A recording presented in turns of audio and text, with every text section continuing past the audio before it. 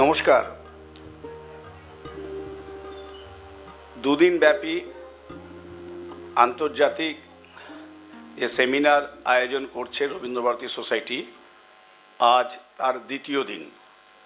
আপনারা গতকাল যারা ছিলেন আপনারা নিশ্চয়ই উপভোগ করেছেন কালকের প্রথম থেকে শেষ পর্যন্ত যে কয়েকটি ইভেন্ট আমাদের ছিল।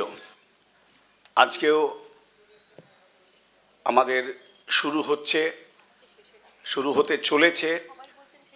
আপনারা দেখতে পাচ্ছেন আমাদের প্রফেসর অমিতা দত্ত মুখার্জি যে ফার্স্ট সেশন আছে সেটা চেয়ার করছেন প্রফেসর অমিতা দত্ত মুখার্জি। উনি উদয় শঙ্কর প্রফেসর অফ ডান্স, উনি যেগুলো এত দিন ধরে, উনি তো আপনারা সবাই জানেন নৃত্যশিল্পী হিসেবে অমিতা দত্তকে সবাই চেনেন, কিন্তু উনি যুক্ত ছিলেন যেগুলো, যেমন উনি ছিলেন dean faculty of fine arts, director performing arts therapy centre Rabindra Bharati university. আজকে উনি এটা চেয়ার করবেন। আর আমি বাঁদিক থেকে যারা এসছেন বলছি, শ্রীমতী নম্রতা চাড্ডা, উনি আসছেন উড়িষ্যা থেকে, এবং অন দ্য ওয়েতে উনি সেই ট্রেনে যেটা আসছিলেন সেই ট্রেন সাঁতরাগাছিতে এখনও দাঁড়িয়ে আছে। সকাল 6টার সময় ঢোকার কথা, কিন্তু উনি ওখান থেকে সোজা গাড়ি নিয়ে এখানে চলে এসছেন। তাই জন্যে ওনাকে আমরা ধন্যবাদ জানাচ্ছি। বাকি কথা সব অমিতাদি বলবেন। অমিতা দত্ত আমাদের এখানকার রবীন্দ্রভারতী সোসাইটির কাউন্সিল মেম্বারও রয়েছেন। অধ্যাপক চিন্ময় গুহ, ওনার কথাও অমিতাদি বলবেন। তার পাশে রয়েছেন আমাদের তরুণ গোস্বামী, ওনার কথাও অমিতাদি বলবেন। পরিচয়টা সব অমিতাদি দেবেন। আমি সময় নষ্ট করব না। আপনারা কার্ড তো আপনাদের কাছে গতকালই আমরা পৌঁছে দিয়েছি। একটু সাংগঠনিক কথা বলে নিই। আমাদের যখন অনুষ্ঠানটি হবে আমরা সার্টিফিকেট আজকে দিয়ে দেওয়ার চেষ্টা করছি সকলকে। যারা পাবেন না আপনারা পরে আমাদের কাছে নিয়ে নেবেন। আর আমাদের যে লাঞ্চ কুপন আপনাদেরকে দিয়ে দেওয়া হচ্ছে, এটি সযত্নে পকেটে রাখবেন, এটা মাথায় রাখবেন, ঠিক আছে? আর বিকেলবেলা 3টে থেকে 5টা যে আমাদের ডিবেট হবে, আশা করি আপনাদের ভালো লাগবে এবং নেক্সট সেশনটাও আপনাদের খুব ভালো লাগবে। একটু আমরা সময় নিলাম, কারণ বুঝতেই পারছেন রোববার দিন তো সবাই আসতে একটু লেট হবে, তাই জন্য লেট হচ্ছে, কিন্তু বাইরে লাইন পড়ে গেছে, সবাই ঢুকছেন। আমি আর সময় নষ্ট করব না। আমাদের রবীন্দ্রভারতী সোসাইটির পক্ষ থেকে শ্যামা সেন আমাদের দিচ্ছেন নম্রতা চাড্ডার হাতে। এদিকে উনি এসছেন, শ্যামা সেন এসছেন বালুরঘাট থেকে ডেলিগেট হয়ে। সুতরাং আমাদের যারা দূর দূর থেকে আসেন তাদের প্রতিও আমাদের একটা দায়িত্ব থাকে, ঠিক আছে? বসে যান। এরপর ললিতা সিনহা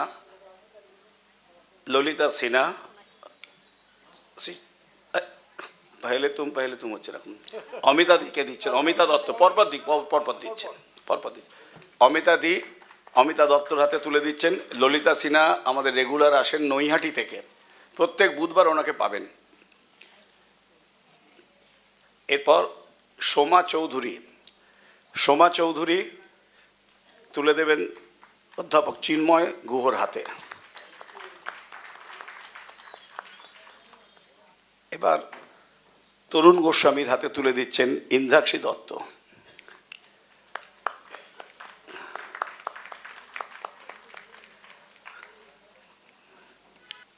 এবারে আমাদের একটি ছোট্ট গিফট যেটা আমরা দিচ্ছি এই সেমিনারেতে, মোহাম্মদ রফিক এই গিফটটি তুলে দিচ্ছেন অধ্যাপক চিন্ময় গুহর হাতে। এই ছোট্ট গিফটটি হচ্ছে ট্রেটা নয়, হ্যাঁ, একটি ছোট্ট গিফট। রফিক ওইদিকে ঘোরো, হ্যাঁ, ছবি তুলছে তো। এই গিফটটা একটি রবীন্দ্রনাথের গাড়ির মডেল, আপনারা সবাই জানেন। এটা চিন্ময় গুহর হাতে আমরা তুলে দিলাম। তুমি রেখে দাও, ওটা নিয়ে রেখে দাও।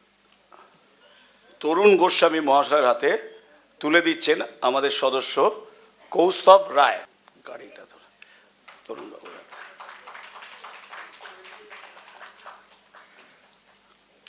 ধন্যবাদ। আদিত্য নস্কর তুলে দিচ্ছেন নম্রতা চাড্ডার হাতে। আদিত্য নস্কর।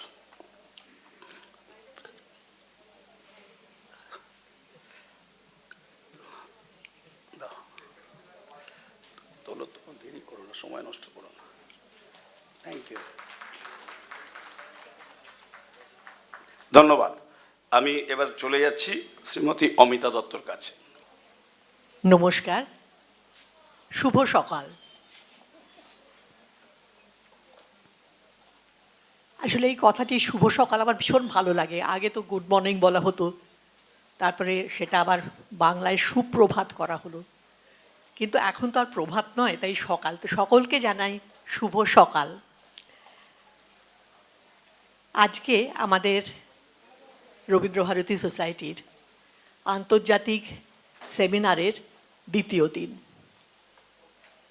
আমাদের এই সেমিনারে রবীন্দ্রনাথের দর্শন নিয়ে চিন্তা ভাবনা এবং সেটি আমাদের বর্তমান যুগে বা বর্তমান দিনে কিভাবে প্রাসঙ্গিক সেই নিয়েই আলোচনা হচ্ছে। আসলে রবীন্দ্রনাথের মতন মানুষ কোনো একটি বিশেষ সময়, মানে কোনো ঐতিহাসিক সময় বা কোনো ভৌগোলিক গণ্ডিরেখার মধ্যে তাকে বাঁধা যায় না। তিনি চিরন্তন এবং আজকের দিনেও ভীষণ বেশি রকমের প্রাসঙ্গিক। কোনো বিষয় নেই যেখানে তার সুচিন্তিত ভাবনা চিন্তা আজকেও আমাদের মন ছোঁয় না। আজকে আমাদের এখানে তিনজন বিশিষ্ট বক্তা আছেন। প্রফেসর চিন্ময় গুহ, ওনারই নাম প্রথম রাখা আছে, কিন্তু ওনার ইচ্ছে পরে বলতে। তো আমরা শুরু করছি শ্রী তরুণ গোস্বামী মহাশয়কে দিয়ে। তো আমার ডান দিক থেকে প্রথম শ্রী তরুণ গোস্বামী আছেন, তারপরে প্রফেসর চিন্ময় গুহ, এবং আমার ডান দিকে আছেন শ্রীমতী নম্রতা চাড্ডা। তরুণ গোস্বামী মহাশয় দ্য স্টেটসম্যানের কোঅর্ডিনেটিং এডিটর।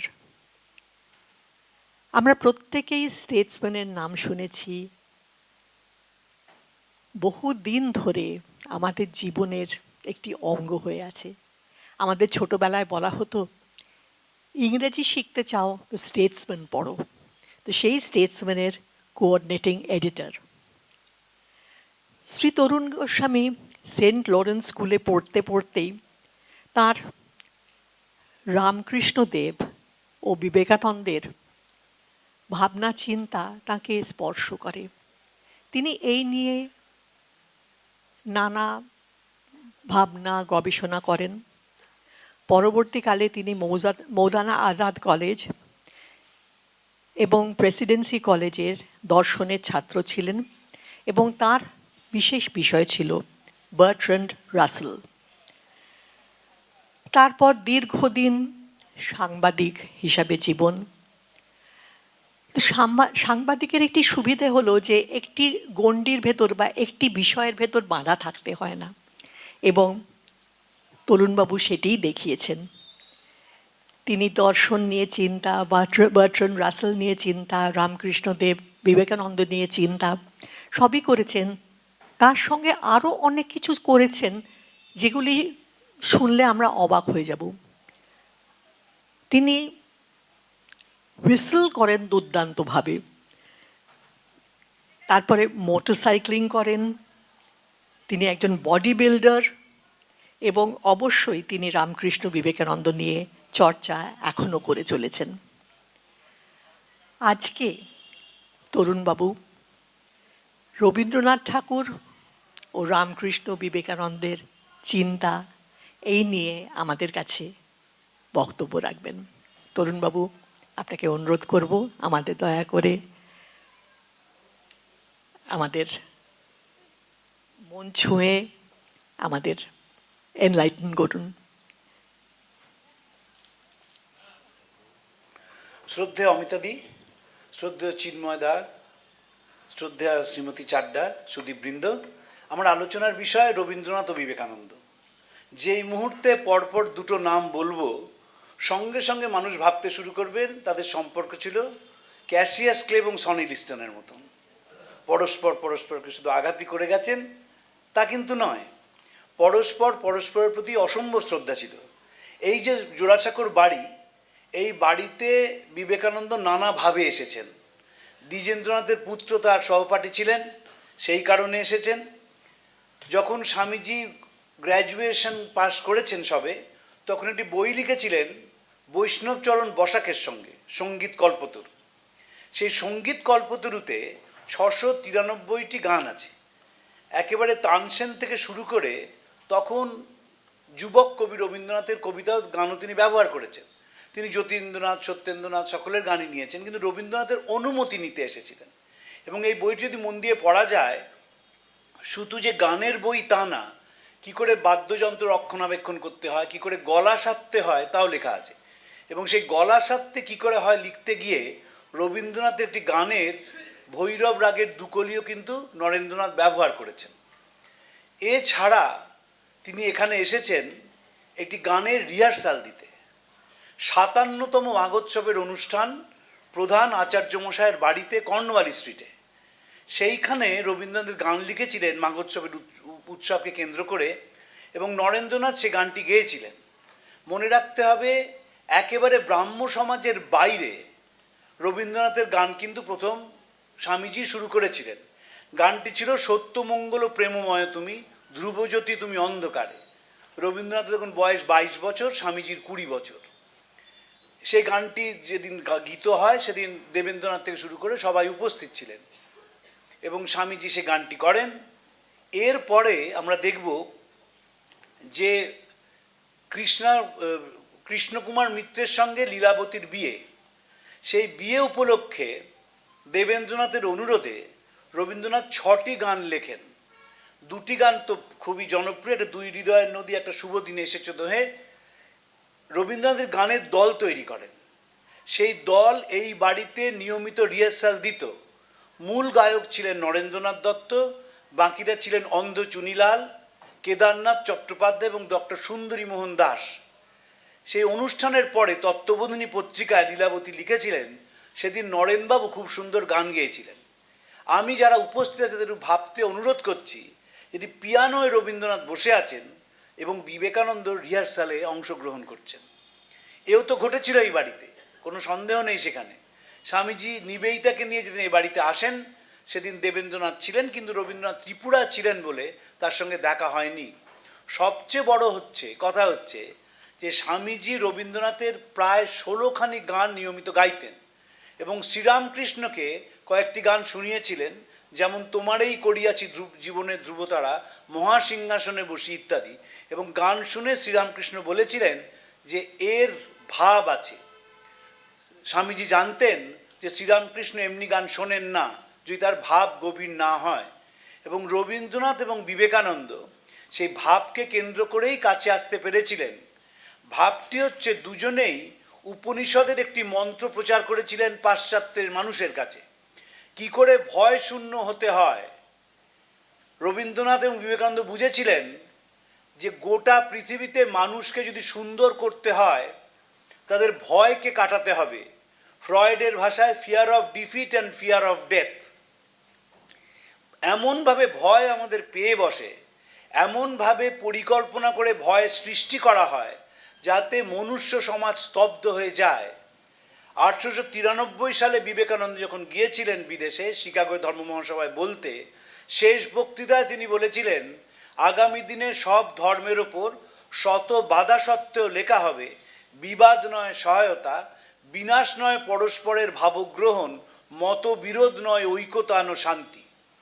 এই যে ভারতীয় দর্শন, সেই দর্শনকে প্রচার করেছিলেন বিবেকানন্দ। এবং যখন তিনি আমেরিকায় বললেন, তারপর একটি খবরের কাগজ লিখল, Columbus discovered the soil of America and Vivekananda is soul. এই বিবেকানন্দকে তারা গ্রহণ করেছিল কেন? কারণ তারাও চেয়েছিল নতুন একটি দর্শন। আমরা যদি মন দিয়ে রবীন্দ্রনাথ পড়ি, তার প্রবন্ধ পড়ি, তার গান শুনি, তার কবিতা পড়ি, দেখবেন সব জায়গায় রবীন্দ্রনাথ এই ভয়কে কাটানোর কথা বলছেন।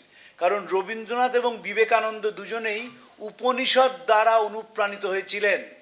উপনিষদের মূল মন্ত্র হচ্ছে ভয় শূন্য হওয়া। যখন নচিকেতা প্রশ্ন করেছিলেন যে কিভাবে ভয় শূন্য হতে হয়, সবকটি উপনিষদই বারবার সেই কথা বলেছে। বিবেকানন্দ গান করছেন রবীন্দ্রনাথের, অদ্ভুত ঘটনার কথা বলি। ক্ষিতিমোহন সেন তখন বালক, বিবেকানন্দের সঙ্গে দেখা হয়েছে বেনারসে। বলছে, নরেনবাবু এ কি চেহারা আপনি করেছেন, কোথায় সেই কোঁচানো ধুতি বেনিয়ান, আজকে মুন্ডিত মস্তক এবং গেরুয়া পোশাক, একটা গান শোনাতে হবে আপনাকে। সেই গান স্বামীজি শুনিয়েছিলেন, রবীন্দ্রনাথের গান মরিল মরি। 1906 সালে উদ্বোধন পত্রিকায় ক্ষিতিমোহন লিখছেন যে পাঠকরা অনেকেই জানেন না যে সেই দিন স্বামীজি আমাকে মরিল মরি গানটি শুনিয়েছিলেন। আমরা দেখব বরানগরে যখন দারিদ্র নিত্য সঙ্গী, যখন নুন আনতে পান্তা ফোড়ায়, যখন এটি ঘর চাপা দিয়ে সাধনা চলছে, সেইখানেও কিন্তু গিরিশচন্দ্র উপস্থিত হয়েছেন এবং স্বামীজি রবীন্দ্রনাথের গান করছেন। তোমার এই করিয়াছি জীবনের ধ্রুবতারা গাইছেন আমরা যে শিশু অতি ক্ষুদ্র মন, এবং অন্যান্য রবীন্দ্রনাথের গান গাইছেন। মাদ্রাজে যখন স্বামীজির মাদ্রাজি ভক্তরা ছিলেন, সেখানেও তিনি গুনগুন করে রবীন্দ্রনাথের গান গেয়ে শুনিয়েছেন। অর্থাৎ রবীন্দ্রনাথের গান তার ভেতরটাকে স্পর্শ করেছিল। অনেকেই বলেন যে কেন দুজনে কাছাকাছি এলেন না। অনেকে মনে করেন যেন পাশাপাশি বসে দুজন বেঞ্চে বসে গল্প করবেন। স্বামীজি 30 বছর বয়সে চলে গেলেন আমেরিকায়, 39 বছর বয়সে পৃথিবী ছেড়ে চলে গেলেন। ফলে তার পক্ষে রবীন্দ্রনাথের সঙ্গে গভীরভাবে মেশা সম্ভব হয়নি। এটি চা চক্রে দুজন মিলিত হয়েছিলেন বটে, কিন্তু সেদিন রবীন্দ্রনাথ গান গেয়েছিলেন। স্বামীজি বক্তৃতা করেছিলেন বাংলায়। নিবেদিতা বাংলা জানতেন না বলে কি কথা হয়েছিল আলোচনা করা যায়নি। কিন্তু দুটি অসাধারণ ঘটনা আছে। স্বামীজির প্রথম স্মরণ সভা হয় সাউথ সুবারবান স্কুলে। সেইখানে রবীন্দ্রনাথ উপস্থিত ছিলেন, সভাপতিত্ব করেন এবং নিবেদিতা ছিলেন মূল বক্তা। স্বামীজির দেহত্যাগের 10 দিন পর, এবং স্বামীজির দেহত্যাগের বেশ কয়েক বছর পরে রবীন্দ্রনাথ বিবেকানন্দের মূল্যায়ন করেছিলেন ভারতী পত্রিকায়। সেদিন রবীন্দ্রনাথ লিখেছিলেন, আমি উদ্ধৃতি দিচ্ছি, অল্পদিন পূর্বে বাংলাদেশে যে মহাত্মার মৃত্যু হইয়াছে, সেই বিবেকানন্দ পূর্ব ও পশ্চিমকে দক্ষিণে ও বামে রাখিয়া মাঝখানে দাঁড়াইতে পারিয়াছিলেন। ভারতবর্ষের ইতিহাসে পাশ্চাত্যকে অস্বীকার করিয়া সংকীর্ণ সংস্কারের মধ্যে ভারতবর্ষকে সীমাবদ্ধ করা তাহার জীবনের শিক্ষা নহে। গ্রহণ করিবার, সৃজন করিবার, মিলন করিবার অপূর্ব প্রতিভা তাহার ছিল। তিনি ভারতের সাধনাকে পশ্চিমে ও পশ্চিমের সাধনাকে ভারতে দিবার ও লইবার পথ রচনা করিতে গিয়া নিজের জীবনকে উৎসর্গ করিয়াছিলেন। সেটি ছিল 1909 সাল। রবীন্দ্রনাথ লিখেছিলেন, সেই সময় বাংলাদেশের যুবকদের মধ্যে যে দুঃসাহসিক অধ্যাবসায়ের পরিচয় পায়, তার মূলে আছে বিবেকানন্দের বাণী, যা তাদের আত্মাকে ডেকেছিল, আঙুলকে নয়, এবং সেই বাণী তাদের আত্মার উদ্বোধন ঘটিয়েছিল। মানবেন্দ্রনাথ রায়কে বিলেতে বলেছিলেন রবীন্দ্রনাথ, আর যদি কয়েকটা বছর তিনি বাঁচতেন, তাহলে ঝেঁটিয়ে দেশ থেকে কুসংস্কার দূর করে দিতে পারতেন। জীবনের শেষ ইন্টারভিউ দিয়েছিলেন রানীচন্দকে, সেখানে নিবেদিতার কথা এসেছিল, এবং সেদিন রবীন্দ্রনাথ বলেন, ইমোশন বলে একটি কথা আছে, যার যথার্থ বাংলা এখনো হয়নি। সেই ইমোশনের সঙ্গে যখন আদর্শ মিলে যায়, তখন সে এক বড় সুন্দর অবস্থা। নিবেদিতা ইমোশনের সঙ্গে আদর্শকে মেলাতে পেরেছিলেন, ভালোবাসতে পেরেছিলেন তার গুরুকে, গুরুর দেশকে, দেশের ইতিহাসকে। সে যখন আওয়ার পিপল বলতো, তার কথার মধ্যে যে আত্মীয়তার সুর বাজত, আমার মধ্যে তা বাজে না। যদি আমরা রবীন্দ্রনাথের নোবেল প্রাইজ অ্যাকসেপ্টেন্স স্পিচ পড়ি, 1921 সালে স্টকহোমে দিয়েছিলেন, দেখবেন সেখানে বারবার পূব পশ্চিমের মিলনের কথা বলা হয়েছে, এবং সেখানে বলেছেন যেহেতু পাশ্চাত্য আমাদের সন্দেহের চোখে দেখলো এবং আমরাও দেখলাম, ফলে সভ্যতা যেখানে পৌঁছানো উচিত ছিল সেখানে পৌঁছাতে পারল না। আসল কথা হচ্ছে যে আমরা যখন রবীন্দ্রনাথ পড়ি বা বিবেকানন্দ পড়ি, আমরা পড়ার জন্য পড়ি, কখনো সেটিকে ব্যক্তিগত জীবনে পালন করার জন্য পড়ি না। বিদ্যাসাগর মশাই মারা যাওয়ার পর রবীন্দ্রনাথ যা লিখেছিলেন, সেটা একেবারে অক্ষরে অক্ষরে সত্যি। আমরা আড়ম্বর করি, কাজ করি না, যা অনুষ্ঠান করি তা বিশ্বাস করি না, যা বিশ্বাস করি তা পালন করি না। ফলে কি হয়, আমাদের জীবনটা ছন্নছাড়া হয়ে যায়। যদি পৃথিবীটাকে সুন্দর করতে হয়, কারণ এখন তো দেখতে পাচ্ছেন আজকে আমাদের যে আলোচনার বিষয় সেটা খুব যুগোপযোগী। গোটা পৃথিবীতে অদ্ভুতভাবে হিংসা ছড়িয়ে পড়ছে। মানুষের মতকে সম্মান না জানানো, মানুষেরকে শ্রদ্ধা না করা, তার পথকে কোনোভাবে সম্মান না দেওয়া, এটা আমাদের রক্তমজ্জায় হাড়ে মিশে যাচ্ছে। যদি আমরা এইভাবে চলতে থাকি তাহলে দেখবেন সভ্যতা বেশি দূর যেতে পারবে না।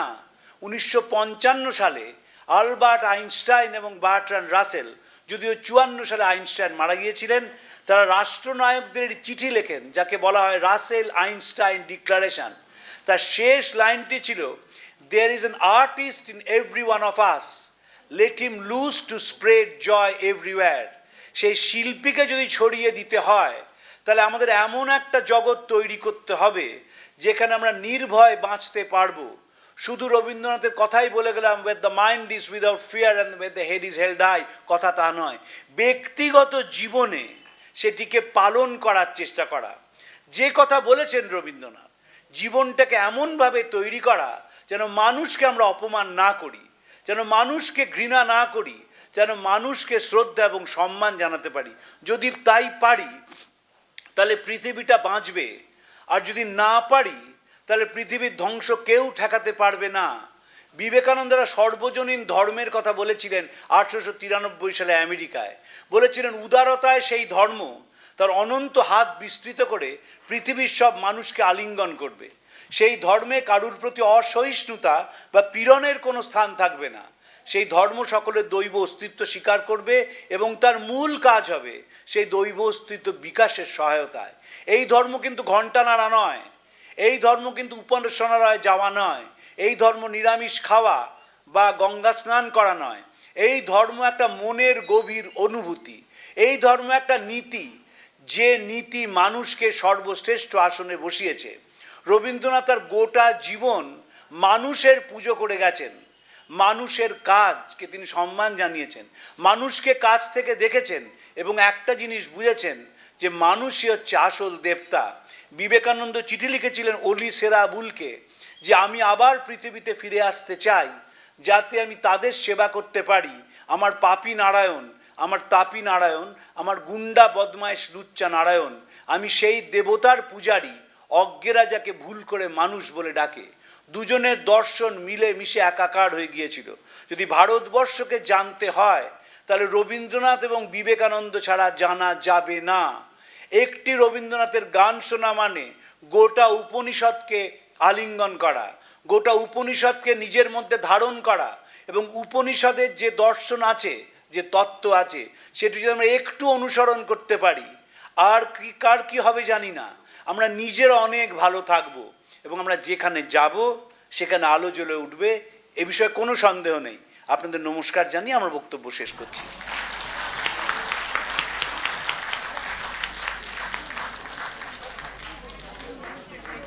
আমরা প্রত্যেকেই তরুণবাবুর বক্তব্যের মাধ্যমে অনুপ্রাণিত হলাম। হ্যাঁ, আসলে অনেক সময় এরকম আলোচনা শোনা যায় যে রবীন্দ্রনাথ ও বিবেকানন্দ প্রায় এক বয়সী এবং কলকাতার প্রায় একই অঞ্চলে থাকতেন, তো কেন তাদের আরও বেশি বন্ধুত্ব ছিল না, কেন যাতায়াত ছিল না? তো আজকে তরুণবাবুর বক্তব্য থেকে আমরা সব উত্তর পেয়ে গেলাম। হ্যাঁ, বিবেকানন্দ এখানে বারে বারে এসেছেন।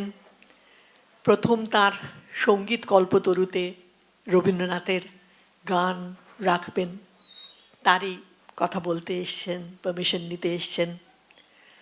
তারপরে যখন এই রিহার্সালের কথা বললেন তরুণবাবু, আমার ভীষণ ভালো লাগলো যে হ্যাঁ, রবীন্দ্রনাথ পিয়ানো বাজাচ্ছেন আর বিবেকানন্দ সামনে গান গাইছেন। ভাবুন তো কি সুন্দর দৃশ্যটি। সেই পিয়ানোটি আমাদের বিল্ডিংয়ের 3 তলায় রাখা আছে, তো সেই পিয়ানো রবীন্দ্রনাথ বাজাচ্ছেন আর সামনে বিবেকানন্দ গান গাইছেন। বিবেকানন্দ ছিলেন রবীন্দ্রনাথের বড়দা দ্বিজেন্দ্রনাথের পুত্রের সহপাঠী, এবং তিনি যে রোজ প্রতিদিন এই বাড়িতে আসতেন তা তো নয়, কারণ রবীন্দ্রনাথ নিজেও ব্যস্ত, বিবেকানন্দ নিজেও ব্যস্ত, কিন্তু তাদের মনের মিলের কথা কি সুন্দরভাবে তরুণরা তুলে ধরলেন। রবীন্দ্রনাথ ঠাকুর বারে বারে এই কথা বলেছেন, বিশেষ করে তার শিক্ষার মিলন যে প্রবন্ধ, তাইতে যে যখন আমরা প্রাচ্যের সঙ্গে পাশ্চাত্যকে মিলিয়ে দিতে পারবো, প্রাচ্যের চিন্তা ভাবনা এবং পাশ্চাত্যের চিন্তা ভাবনা যখন এক হবে, তখনই আমাদের জীবন সার্থক হবে। রবীন্দ্রনাথ ঠাকুর এই নিয়েও প্রচুর প্রবন্ধ লিখেছেন, প্রচুর বলেছেন। বিবেকানন্দ তো মার্কিন যুক্তরাষ্ট্রে গিয়ে সকলকে দেখিয়ে এসছেন যে কীভাবে প্রাচ্য ও পাশ্চাত্য মিলে যেতে পারে। তারপরে বিবেকানন্দ যে রবীন্দ্রনাথের এতগুলি গান গেয়েছিলেন, আমি সত্যি এগুলি আমি নিজেও জানতাম না। অনেক ধন্যবাদ। যে মরিল মরি, তারপরে সত্য মঙ্গল প্রেমময় তুমি, আমি ওই গানটা নিজে শিখেছি, কিন্তু আমি ভাবিনি যে বিবেকানন্দ ওই গানটি গাইতেন। তো আমরা সত্যি মানে কী বলবো, ভীষণ আনন্দ পেলাম। আর এই যে কথাটি আপনি বললেন যে ইমোশন ও আদর্শ, আমি জানি না এই কথাটা মানে এই যে বলা ঠিক হবে কিনা, আবেগ ও আদর্শ এই দুটো যে মেলানোর ব্যাপার, এই দুই মনীষী বলে গেছেন, এটি যেন আমাদের জীবনে আমরা করতে পারি। আর তরুণদা যেটা বলেছেন, আমাদের সেটা সবসময় ভাবা উচিত যে আমরা রবীন্দ্রনাথকে নিয়েও পড়ি, বিবেকানন্দকেও নিয়ে পড়ি, আলোচনা করি, এরকম সেমিনারও হয়, কিন্তু আমরা জীবনে সেগুলি কতটা পালন করি। আজকে যেন আমরা এখানে যারা আছি প্রত্যেকেই এই দুই মহামানবের আদর্শে নিজেদের গড়ে তুলতে পারি এবং যেন তাদের আদর্শ নিয়েই এগিয়ে যেতে পারি। অনেক অনেক ধন্যবাদ তরুণবাবু। আর আপনার তো বক্তব্য মানে যা বিষয়বস্তু তো সত্যিই ভীষণ ভালো। আর তার উপরে আমি একজন পারফর্মার হিসেবে বলছি যে আপনার প্রেজেন্টেশন, আপনার বলার স্টাইল এত সুন্দর যে প্রত্যেকেই একেবারে মন্ত্রমুগ্ধ হয়ে শুনেছে। অনেক অনেক ধন্যবাদ।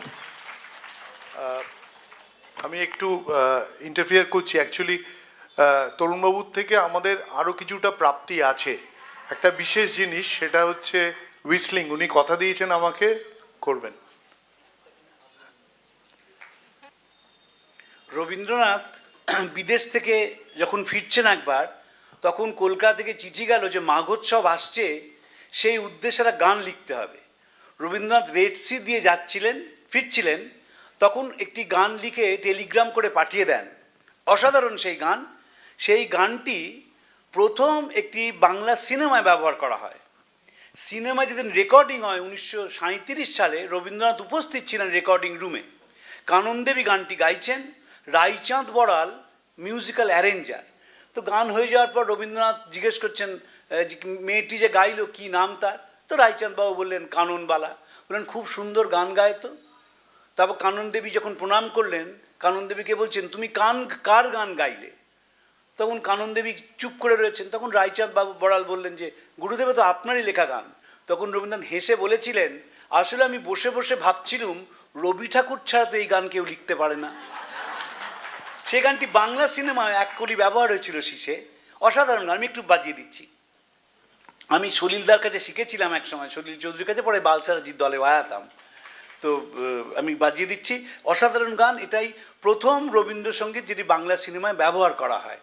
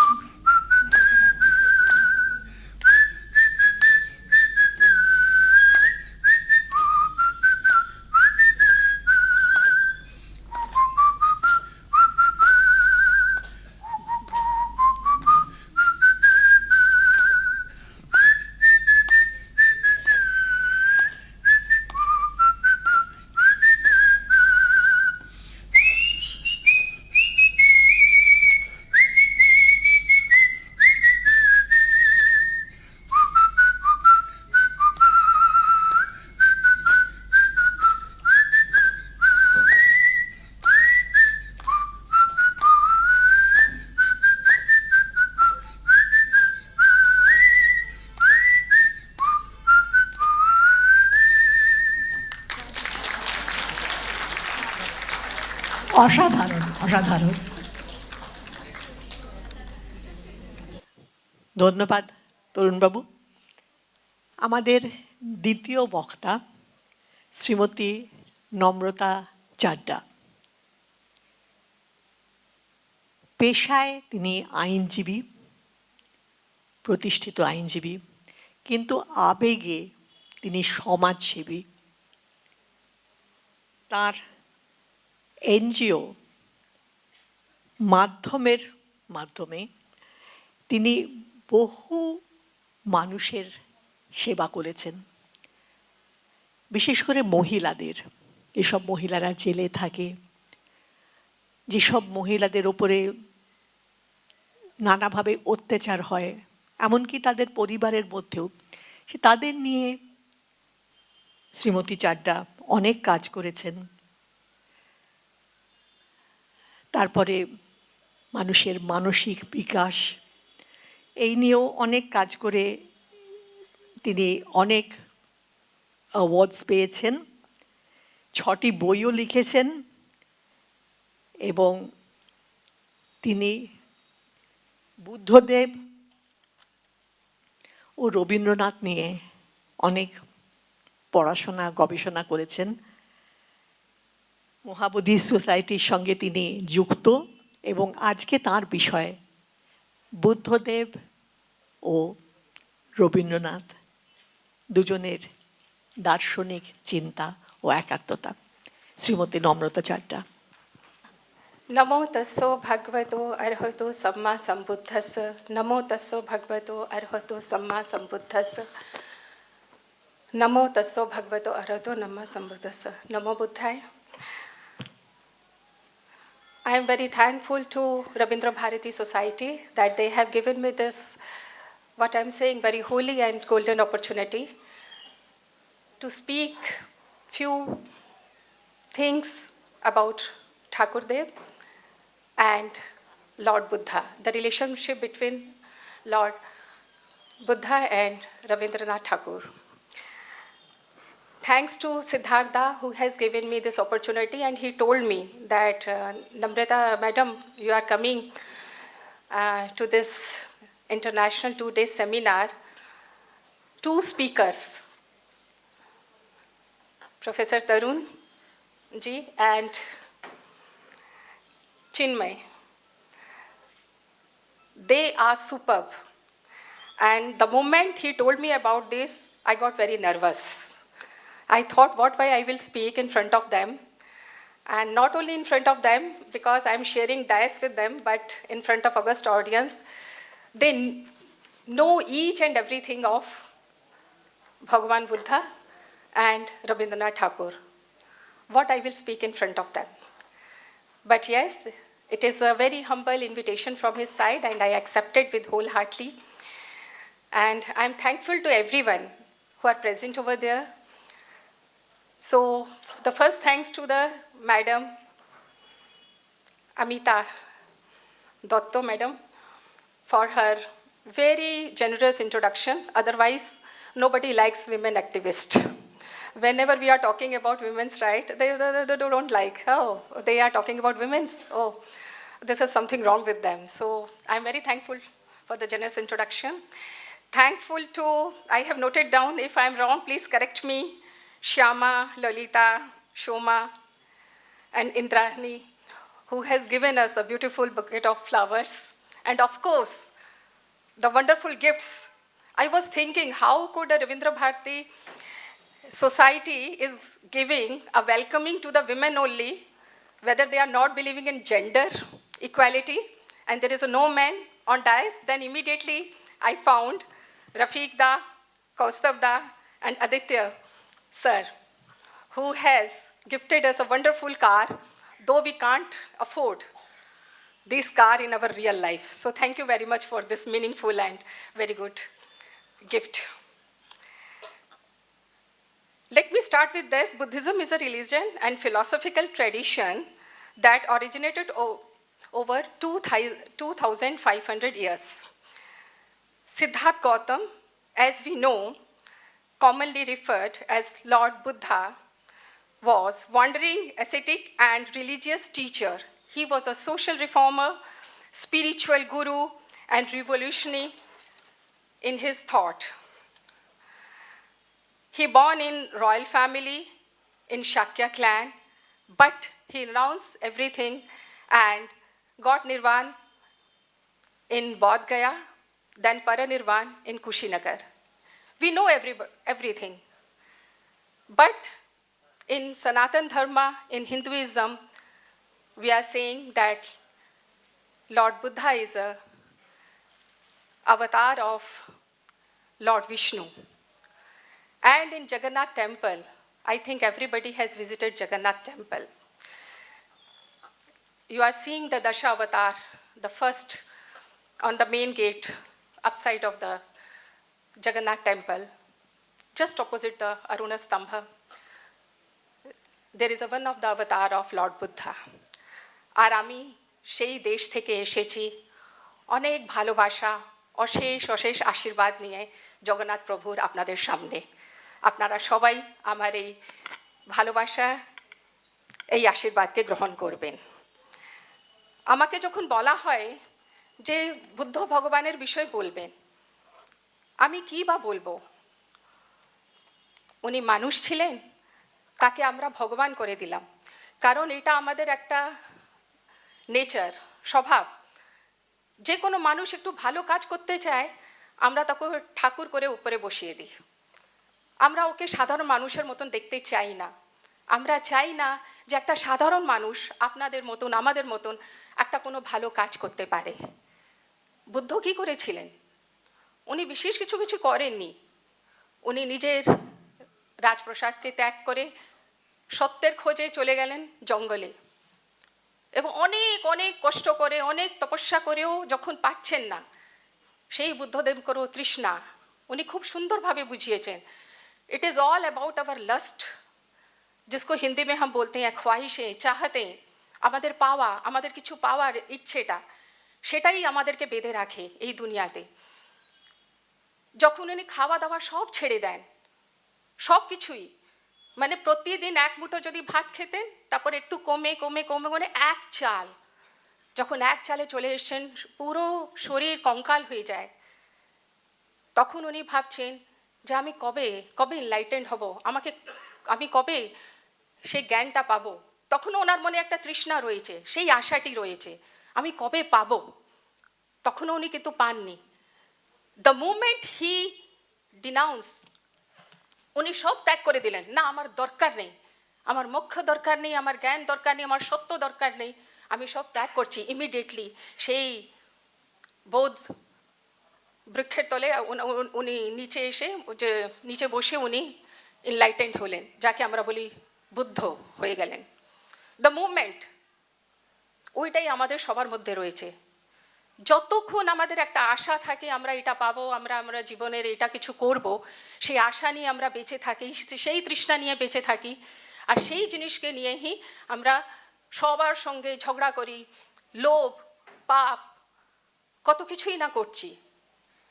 সেই বুদ্ধ ভগবান তখন বলেছিলেন যে যদি জীবনে আমরা কিছু চাই, তাহলে আমাদের জীবনে কোনো একটা খুব কষ্টকারী কাজ করতে হবে না, আমাদের একটাই জিনিস করতে হবে, সেটা হচ্ছে মধ্যম মার্গ, মিডল পাথ। আমাদের খুব একটা নিজেকে খুব একটা কষ্টও দিতে হবে না, খুব একটা বিলাসপূর্ণ জীবনও আমরা ওটাকে মানে আমরা যে বিলাসপূর্ণ জীবন নিয়ে বাঁচতে চাই, মানে আমাদের দরকার নেই। আপনারা একটু আমার গ্রামারের দিকে ধ্যান দেবেন না। আমি after 40 years I am coming to কলকাতায় আসি, 40 বছর ওড়িশায় থেকেছি, তো গ্রামার আমার অনেক কথায় আপনি দেখবেন ওড়িশার কথাগুলো চলে আসবে। So please don't mind, if you see my grammar then আপনি আমাদের ভাবটা বুঝতে পারবেন না। তো যখন ভগবান বুদ্ধ বললেন, কি বলেছেন? কিছুই তো বলেনি। only 4 noble truth. He talks about only suffering. আমরা সবাই কথা বলি আনন্দের, আমরা কেমন করে আনন্দ পাবো, কিন্তু উনি বলেছেন what about the suffering? এই জীবনটাই হচ্ছে দুঃখ। আপনি যদি একটা বাচ্চার জন্ম দেখবেন, so painful, মায়ের পেটে আসছে, গর্ভের মধ্যে থাকছে, কোনো বাইরের আলো দেখতে পাচ্ছে না, 9 মাস থাকবে, কত মেডিকেল, কত কমপ্লিকেশনস, কত দুঃখ। তারপরও যখন জন্ম নেয়, then it is a very painful for mothers. যখন ও বেঁচে থাকে, ওকে বড় করানো, তার সঙ্গে কত মোহ মায়া, আমাদের কত স্বপ্ন থাকে। আমাদের বাচ্চা যদি ফার্স্ট ডিভিশন থেকে সেকেন্ড ডিভিশন চলে আসবে, বাচ্চা ছেলে মেয়েদের এত কষ্ট হয় না যত মা বাবার কষ্ট হয়। সেই যে তৃষ্ণা আশা যে আমার ছেলে আমার মেয়ে টপ করবে, বোধহয় তরুণদার মতন ভালো স্পিকার হবে, ভালো প্রফেসর হবেন, এই প্রকারের একটা আশা আমাদের মধ্যে থাকে। ওই যে জিনিসটাকে নিয়ে আমরা সারাদিন, আর এই জন্যই আমরা জীবন সারা চিরকাল আমরা দুঃখ পাই। সেই ভগবান বুদ্ধ খালি শিখিয়েছেন যে 4 নোবেল ট্রুথ, অষ্টাঙ্গিক মার্গ, 8টা আমরা কি করে আমরা বাঁচতে চাই, কি করে আমাদের বাঁচতে হবে, অ্যান্ড মধ্যম মার্গ বিষয়, আর কিছুই বলেননি। Very simple life of compassion, kindness, nothing else. He taught us only love, universal love. আর কিছুই শেখায়নি। এই সারা বিশ্ব, যেটা আমরা বলছি বসুধাইব কুটুম্বকম, এই সারা বিশ্ব হচ্ছে আমাদের পরিবার, এই জিনিস বুদ্ধ ভগবান আমাদের শিখিয়েছেন। কিন্তু তারপর কি হলো, এত সুন্দর শিক্ষা আমরা সব ভুলে গেলাম। Whether it is about the Brahmins, Brahmical society's operation, whether there are so many opposition about this religion, or whether there is a different factor, কিন্তু আপনারা দেখবেন বুদ্ধঙ্কর ইতিহাসে সব লোপ পেয়ে যায়, কিছুই নেই। There is a dark period in history. Nobody knows about Buddha ধর্মের আর কি হলো, কেউই জানতে পারলো না। এত সুন্দর ধর্ম কোথায় চলে গেল, পুরো বিনাশ, কিছুই নেই। তারপরে অশোকা আসে, জানেন, আমি যেহেতু ওড়িশা থেকে এসেছি, আপনারা জানেন কীরকম ওখানে দয়া নদীতে কলিঙ্গ যুদ্ধ হয়েছিল, কীরকম করে চণ্ডাশোক ধর্মাশোকে পরিবর্তন হলেন। তা this is again after Ashoka, there is so much of প্রচার প্রসার হতে থাকে, কিন্তু তারপর কি, কিছুই নেই। দেন in 19th century, that is, I am saying, the actual revival of the Buddhism, that is যেটা রবীন্দ্রনাথ ঠাকুর করেছিলেন। We are very proud, কেবলমাত্র গুরুদেব ঠাকুর মশাই একলা নয়, তাদের পুরো পরিবার বুদ্ধিজমের রিভাইভাল, ওই শিক্ষাতে ওনার অনেক অনেক অবদান আছে। ওনার বড়দা গিয়েছিলেন কোথায়, সিলোন, শ্রীলঙ্কা, তখন সিলোন বলা যায়। ওখানে 5 বছর থেকে বুদ্ধ ধর্মের শিক্ষা প্রাপ্ত করে 1901-এ উনি একটা বুদ্ধ ধর্ম বলে একটা পুস্তক লিখেছেন এবং তাকে পাবলিশ করা হয়। ওনার বড় ভাইয়ের ছেলে, ভাইপো, প্রথম artist painter in Asian community that he has painted Buddha and Sujata, যেটা কি সারা বিশ্বে বিখ্যাত। আপনারা যদি কোনোদিন দেখবেন, ওই পেন্টিংটা দেখবেন সুজাতাকে নিয়ে আর ভগবান বুদ্ধকে নিয়ে, পুরা ইন্টারন্যাশনালি ও পেন্ট করে দেখিয়েছিলেন। কতগুলো অবদান রয়েছে। আর যখন আমরা গুরুদেব রবীন্দ্রনাথ ঠাকুরের কথা বলি, ওনার জীবনের কথা বলি, ওনার প্রতিটি স্টোরিতে, প্রতি গানে বুদ্ধদেবের, বুদ্ধ ধর্মের কত বড় যে প্রভাব রয়েছে। আপনারা যখন এক একটা করে আপনারা তো সবাই পড়েছেন, আপনারা যখন আবার একবার করে পড়বেন তখন আপনারা জানবেন। আপনারা একটা ছোট্ট গল্প পড়বেন, Kabuliwala. What is that story about? The person was murderer, Kabuliwala, he was in jail and came out from jail. এসে বলছে আমি ওই মেয়েকে, ছোট মিনিকে দেখতে চাই। ওর তখন বিয়ে হচ্ছে। আপনারা একবার নিজের বুকে হাত রেখে বলুন তো, আপনার মেয়ের বিয়ে, মেয়ে একটা সুন্দর পোশাক পরে, গয়না পরে বসে আছে, একটা জেল থেকে বেরিয়ে এসে মানুষটি, অপরাধী এসে বলছে আমি সেই মেয়েকে একটু দেখতে চাই, আপনি কি দেখা দেবেন? একদম নয়। বাট দ্যাট ক্যারেক্টার, উনি বললেন যাও মিনি, যাই গিয়ে কাবুলিওয়ালাকে একটু দেখা করো। That is a compassion. That compassion of Lord Buddha's reflect in the story, small story of Kabuliwala. There's nothing big things. আপনারা এক একটা করে পড়ুন, এক একটা কাহিনী পড়বেন। নটের পুজো কি, সেটা কি? কিছুই নয়, একটা ডান্সিং গার্ল আপনারা যদি বুদ্ধদেবের জীবনী পড়ে থাকেন তাহলে আম্রপালি ছিল royal dancer. We love royal dancers, we love all the dancer, artist, nudity, everything. But we never give them respect and dignity. আমরা কোনোদিন চাই না আমাদের কাছে যদি এই হলের মধ্যে একটা সেক্স ওয়ার্কার এসে বসে যাবে আমরা সঙ্গে সঙ্গে একটু গুছিয়ে যাব, আরে কি এসে বসলো, কেন বসলো, ওর তো কোনো অধিকার নেই, এত বড় সভায় এইরকম ইন্টেলেকচুয়াল ডিসকাশনে ও এসে বসবে কেন? কিন্তু ভগবান বুদ্ধদেব সেই আম্রপালিকে সেই গ্রহণ করেছিলেন এবং সেই ভিক্ষুণী হয়ে গেছিল, ওনার সঙ্গে এসেছিল, গ্রহণ করেছিল। দ্য সেম স্টোরি উইথ নটের পুজো, ওখানে আপনারা যদি পড়বেন দেখবেন ও কি করলো, পূজারিনীতে দেখবেন ও বলল আমি নিজের প্রাণ দিয়ে দেব, কিন্তু আমি ভগবান বুদ্ধের সামনে ওনার ভক্তিকে আমি ছাড়বো না। The devotion, that believe, that courage, the same thing reflects of Buddhism in this story. আপনারা যদি ছোট্ট একটা গল্প পড়তে থাকেন আপনি দেখুন the very very small things.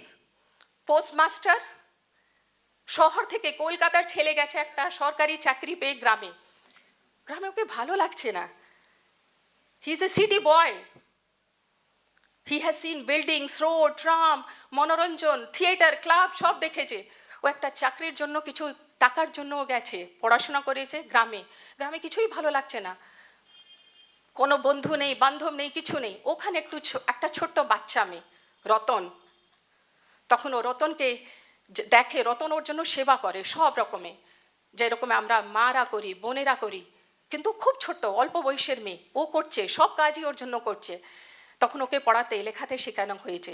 That is education, Rabindranath Thakur's. That is a progressive idea that we have to educate our women. If we want really a progressive society, then we have to educate our girls, whether they are from rural area or they are from urban area. ও যখন রতনকে পড়াতে শেখাচ্ছে সেই সময় কত জায়গায় application দিচ্ছে যে কি করে আমি ট্রান্সফার নিয়ে এই জায়গা থেকে বাড়িয়ে যাই, আর যখন ও চিঠি পেয়ে যায়, ও ফিরতে যায়, ওই গল্প ওই জিনিসটা আপনি পড়বেন, শেষের লাইন, ও তখন ফিরে যাচ্ছে, রতন কাঁদছে, শি ইজ ইগনোরেন্স, ওইটাই ইগনোরেন্ট, কত কত মায়া, ওইটাই তো ভগবান বুদ্ধ বলেছেন আমাদের কারোর সঙ্গে এত মোহমায়া দরকার নেই, কিন্তু রতন ইনোসেন্ট, ইগনোরেন্ট, ও ওর সঙ্গে এত ভালোবেসে ফেলেছে ওকে ছেড়ে থাকতে পারছে না, ও খালি ভ্যা করে কাঁদছে, কিন্তু পোস্টমাস্টার ওকে টাকাও দিচ্ছে, এই টাকাটা তুই রেখে নে, আমার স্যালারির যত টাকা রয়েছে আমি রাস্তার যত ট্যাক্সিতে ভাড়া লাগবে নিচ্ছি, বাকি তুই রাখ, ও টাকাগুলো ফেলে দিল, আমার কিচ্ছু চাই না, আমার তোমাকেই চাই, কিন্তু পোস্টমাস্টার চলে গেল। ওই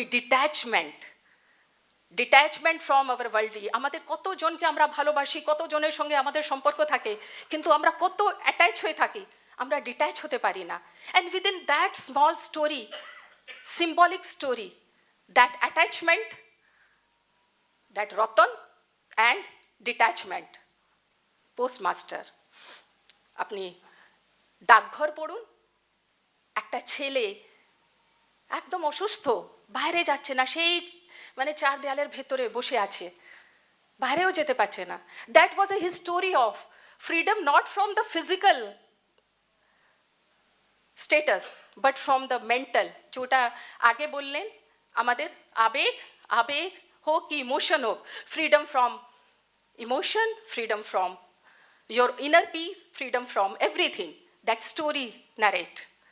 So যতগুলো লেখা হয়েছে, সেই ছোট গল্প হোক কিংবা উপন্যাস, যতগুলো চরিত্র আপনি নেবেন, আপনি দেখছেন ঘরে বাইরের স্টোরিটা নিন বিমলার, that is the story between darkness and the light. আমরা যখন কথা বলি দুটোর কম্পেয়ার করি, আমাদের জীবনে কি দরকার, আমাদের জীবনে কত অন্ধকার রয়েছে, আমাদের আলোর দিকে যেতে হবে, কিন্তু আমরা সেটা পারি না, আমরা চেষ্টা করি কিন্তু পারি না। চিত্রাঙ্গদা যখন গান গায়, কোন আলো লাগলো চোখে, আমরা পারি না, আমরা খালি ভাষণ দিতে পারি, আমরা গল্পগুলো পড়ে মনের মধ্যে মানে আমাদের যে কোনো একটা সাবকনসিয়াস মাইন্ডে আমরা রেখে নিই, কিন্তু আমরা ওইটা অনুকরণ করতে পারি না, কোনো দিনই পারি না। সেটাই চাই। রবীন্দ্রনাথ ঠাকুর যে বুদ্ধিজম নিয়ে এত প্রভাবিত হয়েছিলেন, যে উনি বলেছিলেন যে যখন আমি গয়াতে মানে বোধ গায়ে গেলেন তখন আমরা বুদ্ধ ভগবানকে দেখে বলছেন, আরে আমাকে লাগছে আমি যেমন তো জীবন্ত ভগবানকে দেখতে পাচ্ছি। He was also not a idol, পুজো করতে ভালোবাসতেন না, বিগ্রহ পুজো, দেবী দেবতা, এই যে মূর্তি পূজা কিছুই ভালোবাসতেন না। ভগবান বুদ্ধ সেটা চাইতেন না। কিন্তু ট্র্যাজেডি, আজকে যদি সারা পৃথিবীতে সব থেকে বেশি যদি কোনো জিনিসের কোনো ঠাকুরের স্ট্যাচু বিক্রি হয় সেটা হচ্ছে ভগবান বুদ্ধের। প্রতিটি জায়গায়, প্রতিটি ঘরে, প্রতিটি রোড রাস্তায়, আমাদের বাড়িতে, ড্রয়িং রুমে, সব জায়গায় আমরা ওনাকে সাজিয়ে রেখে দিই। কিন্তু উনি কি আমাদেরকে শিক্ষা দিয়েছে ওইটা আমরা কোনোদিন ফলো করি না। Are the same thing with Rabindranath Tagore, he has taught us many things through that. সেই ডার্ক পিরিয়ড যেখানে বুদ্ধদেবের পুরোপুরি ধর্মের বিলোপ হয়ে গেছিল, উনি আবার পুনরুদ্ধার করলেন। উনি জাভা, সুমাত্রা, চায়না, জাপান সব জায়গায় তো গেলেন, বুদ্ধ ভগবানের বিষয় বললেন, ইউনিভার্সাল ব্রাদারহুডের বিষয় বললেন, হিউম্যানিটি উপরে বললেন। কিন্তু আমরা ওনার কথা শুনি, কিন্তু মানি কি না।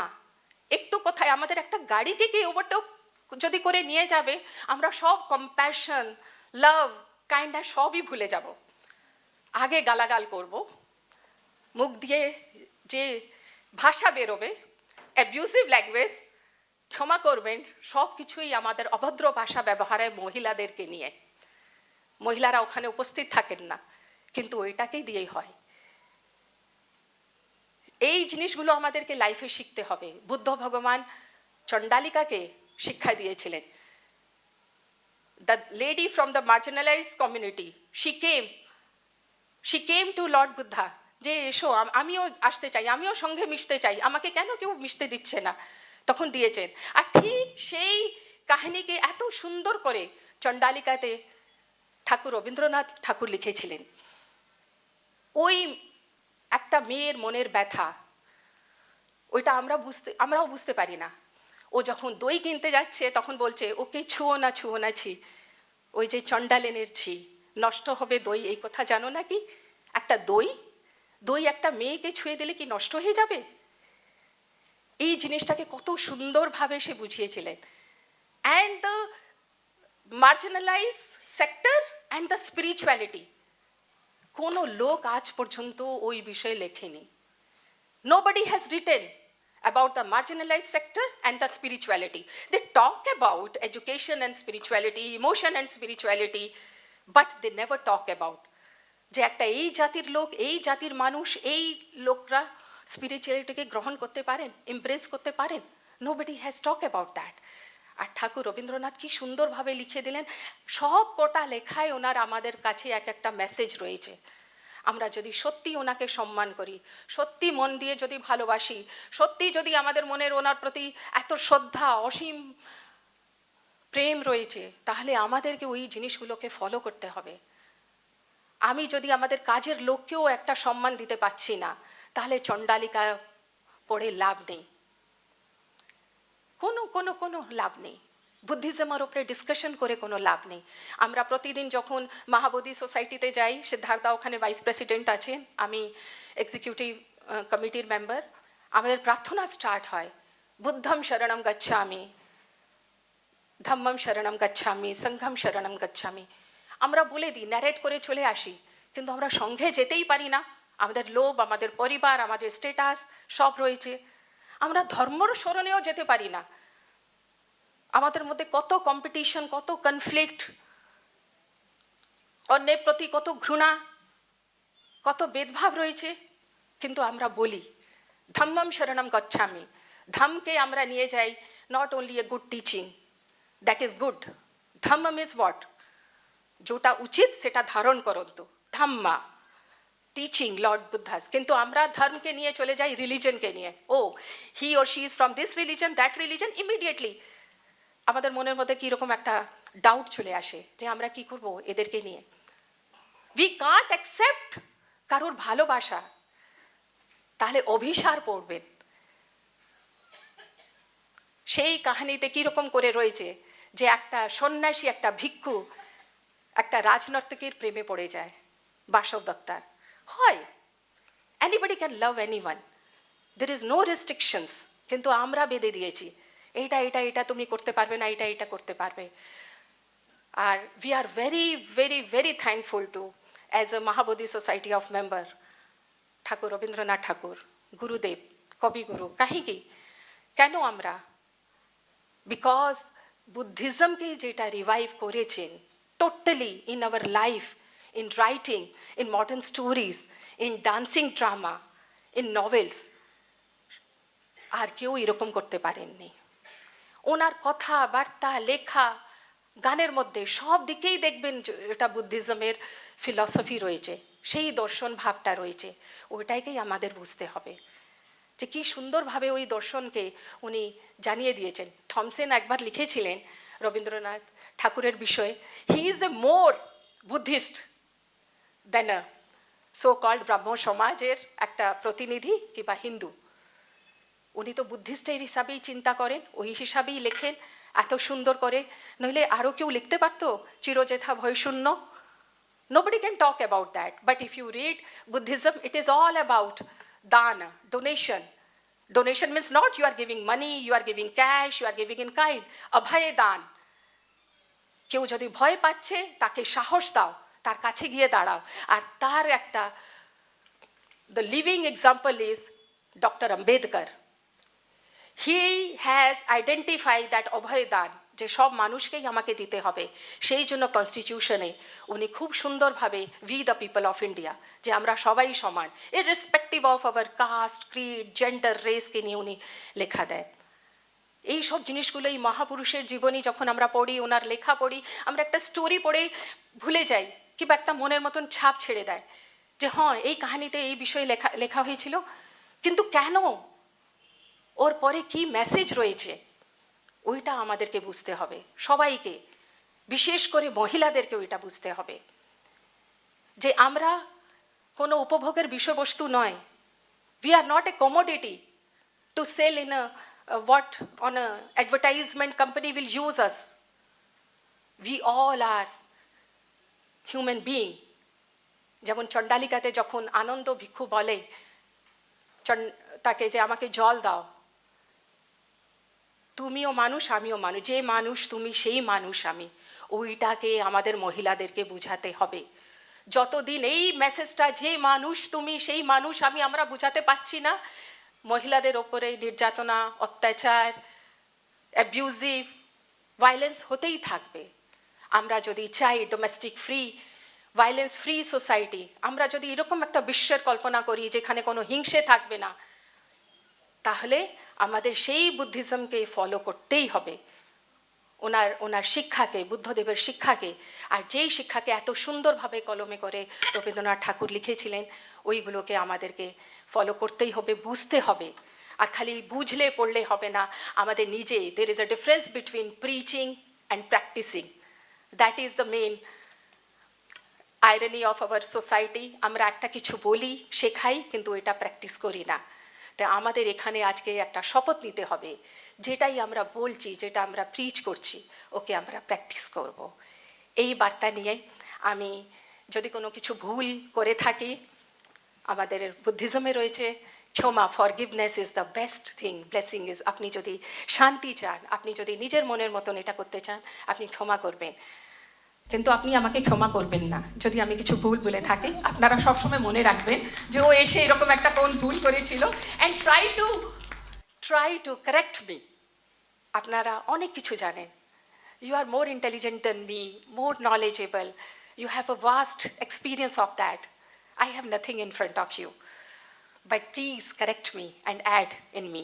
And on this podium, এই দিনে আমি সবাইকে অনুরোধ করছি, আমাদের মহাবোধি সোসাইটি অফ ইন্ডিয়ার সব জায়গায়, সারনাথে, বদগয়া, ভুবনেশ্বরে, লুম্বিনী, সব জায়গায় মন্দির রয়েছে। আপনারা আসুন, আমাদের ছোট ছোট গেস্ট হাউস রয়েছে।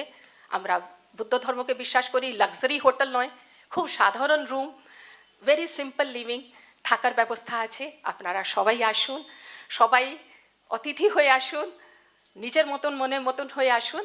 আপনাদের সবাইকে আমি ওয়েলকাম করছি।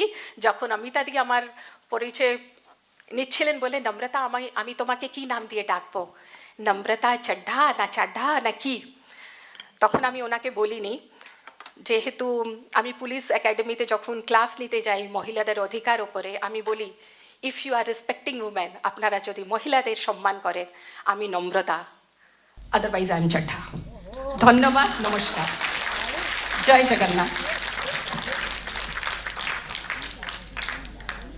ধন্যবাদ। নম্রতাই আমি বলছি। শ্রীমতী নম্রতা চাড্ডা উড়িষ্যা থেকে এসেছেন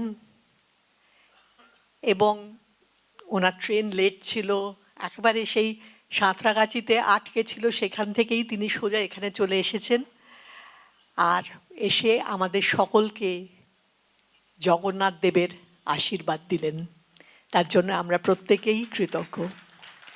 ধন্যবাদ।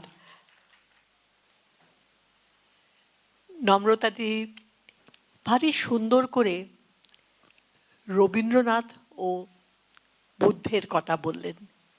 হ্যাঁ, প্রথমত যে কথাটি উনি বললেন সেটি রবীন্দ্রনাথের উপলব্ধির মধ্যেও আমরা পাই, যে গুরুদেব নিজেও বলতেন যে আমাকে একজন মহামানব করে বা গুরু করে ওপরে ঠেলে দিও না, আমরা তোমাদেরই একজন, তোমরা একসঙ্গে আমার সঙ্গে থাকো, একসঙ্গে কাজ করো। তো যেটা নম্রতাদি বললেন যে আমরা বুদ্ধদেব, যিনি একজন খুব উচ্চ স্তরের মানুষ ছিলেন, যিনি এত সাধনা করেছেন, তাকে কিন্তু আমরা তার সাধনা, তার চিন্তা ভাবনা আমাদের মধ্যে না নিয়ে এসে তাকে আমরা ভগবান করে দিয়েছি এবং তার মূর্তি আমাদের ঘরে ঘরে পাওয়া যায়।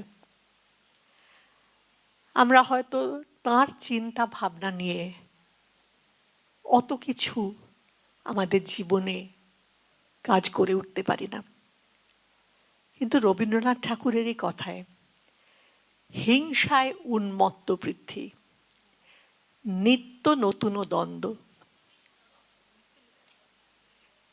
নূতন তব জনম লাগি, কাতর কত প্রাণী,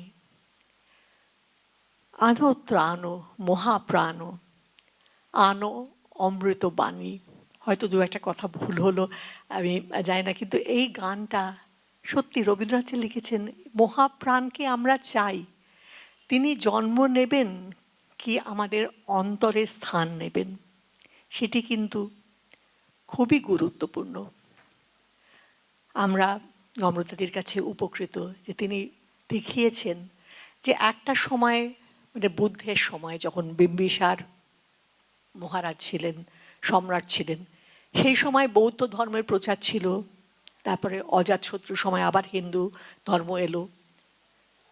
সম্রাট অশোক বৌদ্ধ ধর্মকে বিভিন্ন জায়গায় বা বুদ্ধের চিন্তাকে বিভিন্ন জায়গায় পৌঁছলেন, কিন্তু তারপরে একটা সময় আমরা দেখতে পাচ্ছি যে হয়তো সেরকমভাবে বুদ্ধদেবের চিন্তা ভাবনা নিয়ে আমরা কিছু করছি না, কিন্তু রবীন্দ্রনাথ ঠাকুর এসে, রবীন্দ্র পরিবার এবং রবীন্দ্রনাথ ঠাকুর এসে আবার কিন্তু বুদ্ধদেব সম্বন্ধে চিন্তা আমাদের মধ্যে জাগিয়ে তুললেন।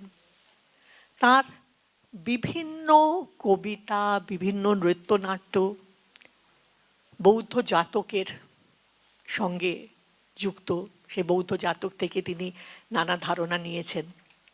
এবং চণ্ডালিকা তো নিশ্চয়ই, যেখানে চণ্ডালিকা একটি বাচ্চা মেয়ে নিম্ন স্তর থেকে আসছে, কিন্তু তার মধ্যে যে উপলব্ধি হচ্ছে, গোড়ায় সে আনন্দকে নিজের করতে চেয়েছিল, হয়তো প্রেমের অনুভূতিতে, কিন্তু তার যে মধ্যে একটা জাগরণ হলো, একটা রিয়েলাইজেশন যাকে বলে, তো সেটা কিন্তু রবীন্দ্রনাথ ঠাকুর লিখেছেন।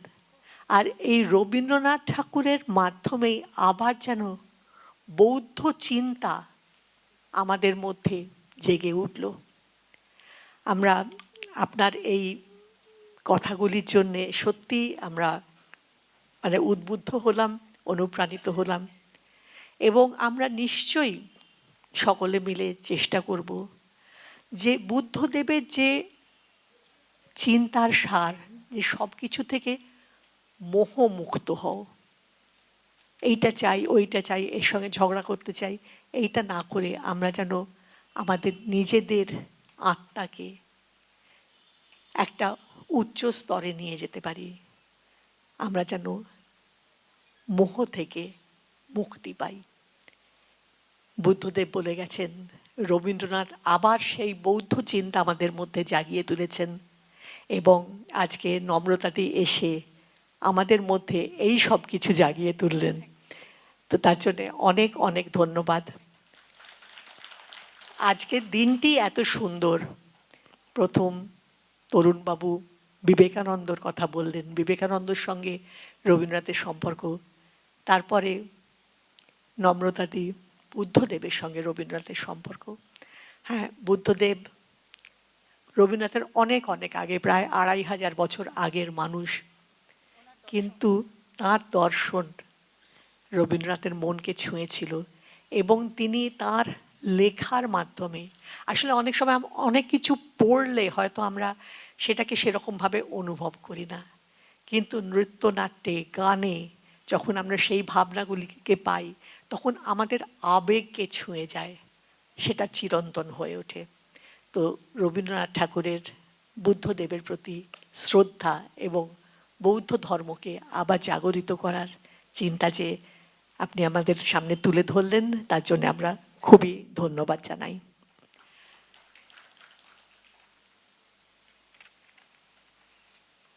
আমাদের এই সেশনের শেষ বক্তা একজন বিরাট মাপের মানুষ, এবং আজকে তিনি যে রবীন্দ্রভারতী বিশ্ববিদ্যালয়ের বা রবীন্দ্রভারতী সোসাইটিতে এসছেন, এটা কিন্তু একটা সময় তার নিজেরই জায়গা ছিল। তিনি রোজই এখানে আসতেন, এবং এই রবীন্দ্রভারতী বিশ্ববিদ্যালয়ে তিনি প্রাক্তন উপাচার্য। এখন তিনি professor emeritus of English, Kolkata বিশ্ববিদ্যালয়ের। Embassy of France in New দিল্লির তিনি পুস্তক বিভাগের ডিরেক্টর। তিনি বিদ্যাসাগর পুরস্কারে ভূষিত হন 217, এবং সাহিত্য একাডেমি অ্যাওয়ার্ড পান তার বিখ্যাত পুস্তক ঘুমের দরজা ঠেলে 219। হ্যাঁ, সরি, আমি ভুল করছি, আমার ক্ষমা করবেন, 219 2019। আমাদের দেশের সংস্কৃতি, শিক্ষা, মানে ডিপার্টমেন্টস অফ বা মিনিস্ট্রিজ অফ কালচার, এডুকেশন, সবই তাকে সম্মান জানিয়েছে, এবং এই সব বিভাগ যে ফ্রান্সে আছে তারাও তাকে নাইটহুড দিয়েছে 210-এ। সরি, আমার 200টা কেন আমার মাথায় ঢুকে গেছে আমি জানি না, 2010-এ, 2013-তে এবং 2019-এ। এশিয়াটিক সোসাইটিতে থেকে তিনি বিমলাচরণ ল গোল্ড মেডেলে ভূষিত হন 2022-এ। তিনি বহু গ্রন্থ লিখেছেন, তার ভেতর কয়েকটির নাম করছি: bridging east and West, Rabindranath Tagore and রোমারোলা, correspondence 1919 to 1940, Where the Dreams Cross, T.S. Eliot and French Poetry, The Tower and the Sea, Romarola and Kalidas Nag, and of course ঘুমের দরজা ঠেলে and বিন্দু থেকে বিন্দুতে। আরও অনেক বই লিখেছেন, কিন্তু আমি আর সেগুলি না বলে আমি এখন চিন্ময়দাকে বলবো যে আমাদের তিনি অনুপ্রাণিত করুন। তিনি বলবেন রবীন্দ্রনাথ ঠাকুর বিশ্বের মানব হিসেবে, Rabindranath at home in the world. ধন্যবাদ চিন্ময়দা। নমস্কার। আজকে এখানে আসতে পেরে যেন আমরা এই ঘনায়মান অন্ধকারে, যখন শহরের বুকে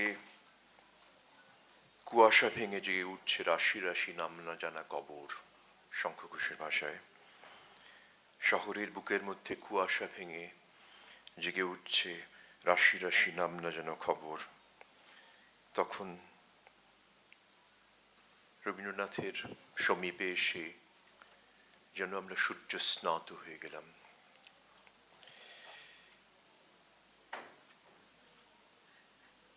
যা বললেন আজকে ওরা, তরুণ গোস্বামী এবং নম্রতা চাডা, সেটা হচ্ছে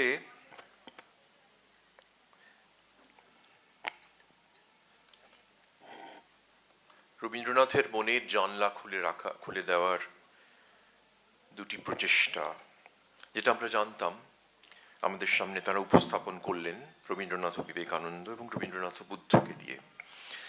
কিন্তু আমি এবার একটু উৎসের দিকে যাচ্ছি। এখন মনে হচ্ছে হয়তো আমি আগে বললে পারতাম। যাই হোক, যেটা বলতে চাইছি যে এই অন্যায় এ কেমন করে করল, এই জোড়াসাঁকোর ছেলেটি সে কেমন করে করল, 6 নম্বর বাড়ির ছেলেটি, সে কি করে হয়ে উঠল বিশ্বকবি। এই যে বিশ্বকবি কথাটা আমরা সবসময় বলি, তার তাৎপর্য না বুঝে, সেই ছোটবেলায় পেনেটির ছাতুবাবুর বাগানের পেয়ারা গাছের ফাঁক দিয়ে বাহিরের জগতে যেন নূতন জন্মলাভ করিলাম। এই ঘর ও বাইরের বুনন রবীন্দ্রনাথের সমস্ত ভাবনা, সমস্ত দর্শন, সমস্ত চর্চার কেন্দ্র করুক বলা যায়। এই যে প্রসারণ, ভয় দিয়ে শুরু করেছিলেন তরুণবাবু, কিরকেগার্ডের ফিয়ার অ্যান্ড ট্রেম্বলিং মনে পড়ছে 19 শতকের প্রথমার্ধে, ডেনিশ দার্শনিক কিরকেগার্ড। শঙ্খ ঘোষের কবিতায় আছে, ভোর এলো ভয়ে নিয়ে, সেই স্বপ্ন ভুলিনি এখনো। কি করে ঘর থেকে বাইরে বিকশিত হতে হয়, প্রসারিত হতে হয়, এক্সটেনশন অফ কনসিয়াসনেস। রবীন্দ্রনাথ তার এক অপূর্ব উদাহরণ। আর এক উদাহরণের কথা তরুণবাবু বলেছেন, স্বামী বিবেকানন্দ, যাকে রোমা রোল্যান্ড বলেছেন শিলার, un esprit aux grands ailes, বিরাট ডানাওয়ালা এক আত্মা।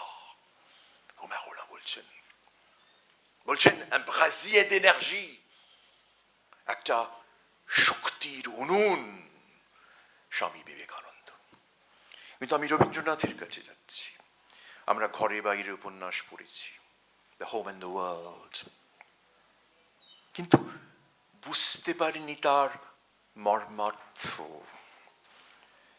জীবনানন্দ একটা খুব সুন্দর কথা বলেছিলেন, তাকে খুব বড় প্রাবন্ধিক হিসেবে কেউ ভাবে না, কিন্তু তিনি বলেছিলেন শেক্সপিয়ার সম্পর্কে, জীবনানন্দ, শেক্সপিয়ার আধুনিক কালের সত্যার্থী। কেননা শেক্সপিয়ারের কবিতায়, আমি জীবনানন্দ থেকে উদ্ধৃত করছি, চিরপদার্থ আছে। রবীন্দ্রনাথের মধ্যে যে চিরপদার্থ আছে, তিনি যে আধুনিক কালের সত্যার্থী, সেটা কি করে হলো? কি করে হলো এই জাদু? কি করে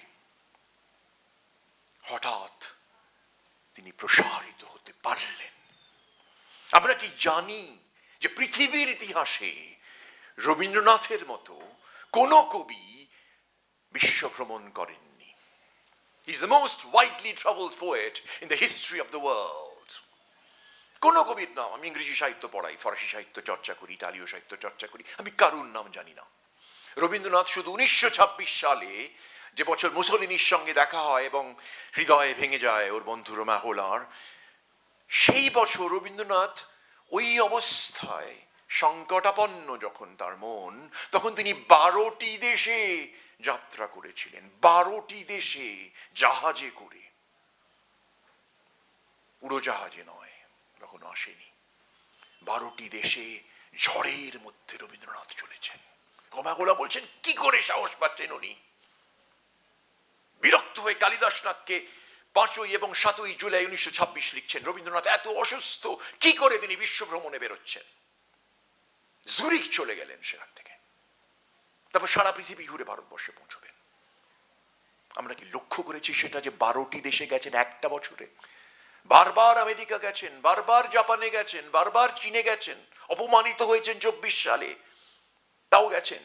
জাপানে 16 সালের অভিজ্ঞতা ভালো না, কারণ জাতীয়তাবাদের বিরুদ্ধে সাংঘাতিক বক্তৃতা, যেখানে জাতীয়তাবাদকে বলছেন জাতীয়তাবাদ একটা অ্যানেস্থেশিয়া। আজকে ভারতবর্ষে জাতীয়তাবাদ, সবই তো জাতীয়তাবাদ, টেরোরিজম তো একটা জাতীয়তাবাদ, হিন্দুত্ব তো একটা জাতীয়তাবাদ। সেই জাতীয়তাবাদকে অতিক্রম করে un monde sans frontières, সীমানাহীন এক পৃথিবীতে প্রসারিত হলেন। এই যে বিশ্বকবি কথাটাকে আমরা বারবার বলি, কিন্তু বিশ্বকবি কথাটার মধ্যে সূচিত আছে যাকে হলে হয়তো বলতেন টেরি Eagleton, the meaning of meanings খুঁজেছেন উনি, অর্থের অর্থ। তো এক যেমন ধরা যাক এই যে রবীন্দ্রনাথের যে নিজেকে ট্রান্সফিগার করছেন, কি করে করছেন সেটা একটা বিস্ময়ের ব্যাপার। জানলা খুলে দিচ্ছেন পৃথিবীর, জানলা খুলছেন। আমরা কি লক্ষ্য করেছি যে 1922 সালে বিশ্বভারতী, 21 সালে বিশ্বভারতী প্রতিষ্ঠার সময় নামটির দিকে বিশ্বের মধ্যে ভারত, ভারতের মধ্যে বিশ্ব, কি অপূর্ব একটা শব্দবন্ধে ওনার সমস্ত দর্শন ফুটে উঠল। আমরা রবীন্দ্রনাথকে বিরাট বড় কবি হিসেবে জানি, যার সম্পর্কে জ্যাঁ কক্তো, ফরাসি আধুনিকতার প্রাণ পুরুষ জ্যাঁ কক্তো বলছেন রবীন্দ্রনাথকে বিশ্বে কিভাবে প্রসারিত হয়েছে। আমরা বলি রবীন্দ্রনাথ বিশ্বকবি, সত্যি কি, কিরম উদাহরণ একটা দুটো দিচ্ছি। ওর সম্পর্কে লিখছেন, বলছেন জ্যাঁ কক্তো যিনি আধুনিকতার কোন পর্যায়ে গেছেন সেটা ওর ছবি দেখলে, নাটক পড়লে বোঝা যায়। একটি লোক শুয়ে পড়েছে একটি ছবিতে, ওর করা একটি ফিল্মে, চোখের জল থেকে একটা হ্রদ হয়ে গেছে। The blood of a poet, le sang d'un poète। সেই কক্তো বলছেন, আমি রবীন্দ্রনাথের সমাধিতে একটি অদৃশ্য পুষ্পস্তবক রাখলাম, যেখানে রবীন্দ্রনাথ মৃত্যুর ভান করে শুয়ে আছেন। আমি রবীন্দ্রনাথের সমাধিতে একটি পুষ্পফলক রাখলাম, পুষ্পস্তবক রাখলাম, যেখানে রবীন্দ্রনাথ মৃত্যুর ভান করে শুয়ে আছেন। সুরিয়ালিজম, তার সঙ্গে রবীন্দ্রনাথের কোনো মিল নেই। সমস্ত কিছুকে ভেঙে চুরমার করে তারা অন্য কিছু করতে চলেছে। আমি বলবো খানিকটা কিউবিজমের মধ্যে সুরিয়ালিজম পাওয়া যাবে, চুরমার করে দেওয়া পুরনো আঙ্গিককে। সেই সুরিয়ালিজমের প্রধান প্রবক্তা, তার নাম ফিলিপ সুপু। তিনি নিমাই চট্টোপাধ্যায়কে লিখছেন, আপনারা হয়তো তার নাম শুনেছেন, তার ভাইয়ের নাম অমিয় চট্টোপাধ্যায়, রেডিওতে ঘোষক ছিলেন, অপরূপ তার কণ্ঠস্বর। তার দাদা নিমাই চট্টোপাধ্যায় ছিলেন টেট গ্যালারির কিউরেটর। তাকে লিখছেন, কোন কবি, পৃথিবীর কোন কবি যদি রবীন্দ্রনাথের প্রভাব অস্বীকার করে, c'est un menteur, লোকটি মিথ্যেবাদী। পৃথিবীতে কোন কবি যদি রবীন্দ্রনাথের প্রভাব অস্বীকার করে, c'est un menteur arraché, qu'il a arraché dedans, সে একটা প্রচন্ড মিথ্যুক। সেই রবীন্দ্রনাথ কি করে প্রসারিত হচ্ছেন? এই বিশ্বায়নের দিনে আমরা কজন রবীন্দ্রনাথের মতো বলতে পারি, দেশে দেশে মোর ঘর আছে? রোজই প্লেনে করে সারা পৃথিবীতে লোকে ঘুরে আসছে। আমাদের মন্ত্রী মহোদয়েরা যাচ্ছেন, প্রধানমন্ত্রী, অন্যরা এবং অন্যেরা। তারা কি বিশ্ব নাগরিক? বিশ্ব নাগরিক মানে কি? কসমোপলিটন। এই কসমোপলিটন কথাটা গ্রিক কসমোপলিটেস থেকে 1560 সালে ফরাসি দেশে আসে। কসমোপলিট প্রথম আধুনিক ফরাসিতে।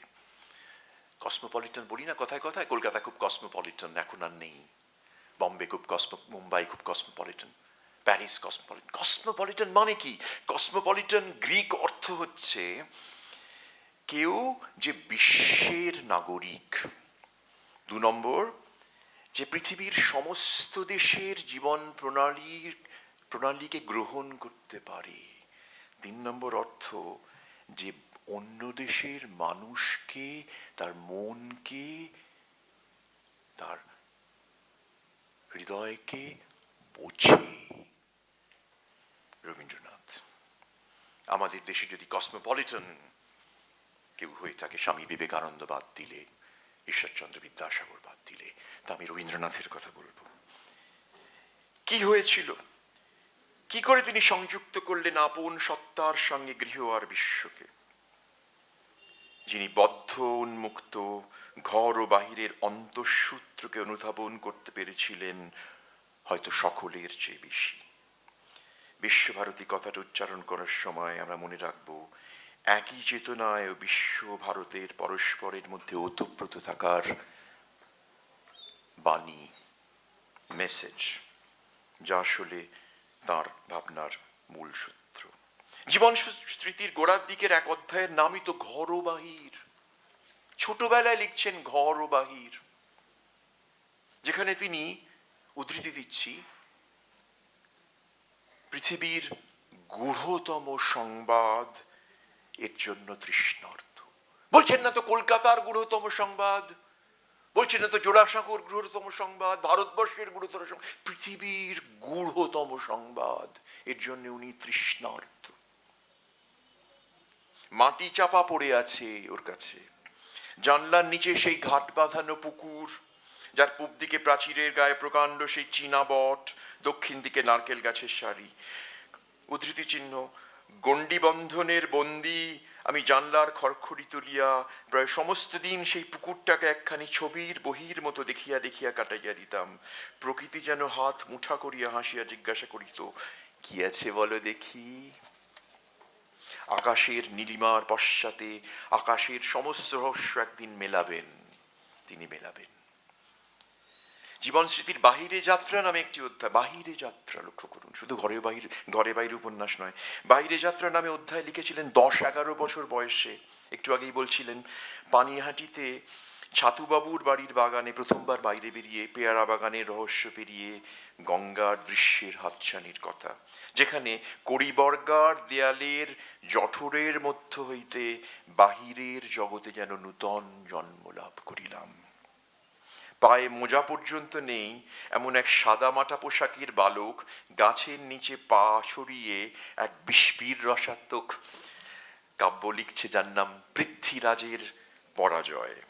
পড়ছে বের্নার্দিন de Saint-Pierre রচিত অমর প্রেম কাহিনী পল এ ভির্জিনি, 1728 সালে করা বাংলা অনুবাদ পৌলবর্জিনী। প্রথম প্রেমের বই পড়ছেন রবীন্দ্রনাথ, গাছের তলায় পা ছড়িয়ে বসে। তার লেখা বের্নার্দিন de Saint-Pierre, তার অনুবাদ 1868 সালে। বাবার সঙ্গে ঘুরে বেড়াচ্ছেন ডালহাউসিতে, হিমালয়ের বিভিন্ন জায়গায়, অমৃতসরের স্বর্ণ মন্দিরে, জ্যোতিদাদার সঙ্গে শিলাইদহে, কিংবা বিলেত যাওয়ার সময় প্যারিসে নেমে সংগ্রহশালা দেখছেন। আপনারা জানেন 65টি মিউজিয়াম আছে প্যারিসে। রবীন্দ্রনাথ লিখছেন, অসংখ্য অসংখ্য ছবি দেখেছি। ছোট ছেলে, তরুণ, প্রথমবার যাওয়ার সময় অসংখ্য অসংখ্য ছবি দেখেছি, স্থাপত্য দেখেছি। পৃথিবীকে না দেখলে তো পুনর্নব হয়ে ওঠা যায় না। রবীন্দ্রনাথ কি করে হলেন ওই হয়ে ওঠা, বিইং, সার্থের ভাষায় সত্তা কি করে হয়ে উঠছে সেটা দরকারি। তিনি পরে আমরা জানি যিনি উন্মিলিত হচ্ছেন, উনি কবিতা পড়ছেন লন্ডনে, বসে আছেন সান ইসিদ্রোতে ভিক্টোরিয়া ও কাম্পোর সঙ্গে, কবিতা পড়ছেন, রোমারোলার সঙ্গে দেখা করছেন প্যারিসে, পরে জেনিভা লেকের পাশে ছোট্ট সুইস গ্রাম আলস পাহাড়ের পায়ের নিচে, ভিলনভের ভিলা অলগায়, জাপানে, চীনে, আমেরিকায়, সমস্ত দেশে, ডেনমার্কে পর্যন্ত, রোমানিয়ায়, ইউরোপের সর্বত্র প্রাচ্যে পাশ্চাত্যে পরিব্যাপ্ত। অনেকদিন পরে রবীন্দ্রনাথ অমিয় চক্রবর্তীকে লেখেন চৈতন্য অন্তঃপুরের রেখারূপের কথা, যা কোট স্বপ্ন ফলকে খোদিত হয়ে থাকে।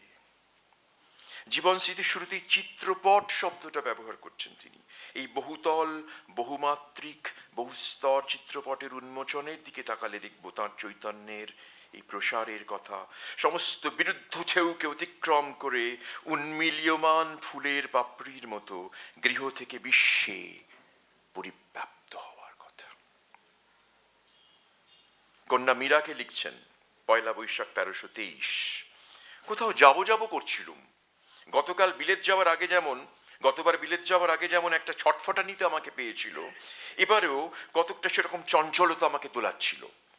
কিন্তু যুদ্ধের উপদ্রবে যাওয়ার রাস্তা বন্ধ ছিল। এমন সময় আমেরিকা থেকে যেই টেলিগ্রাম এলো, অমনি মনে হলো বড় পৃথিবীর নিমন্ত্রণ এসেছে। বড় পৃথিবীর নিমন্ত্রণ এসেছে।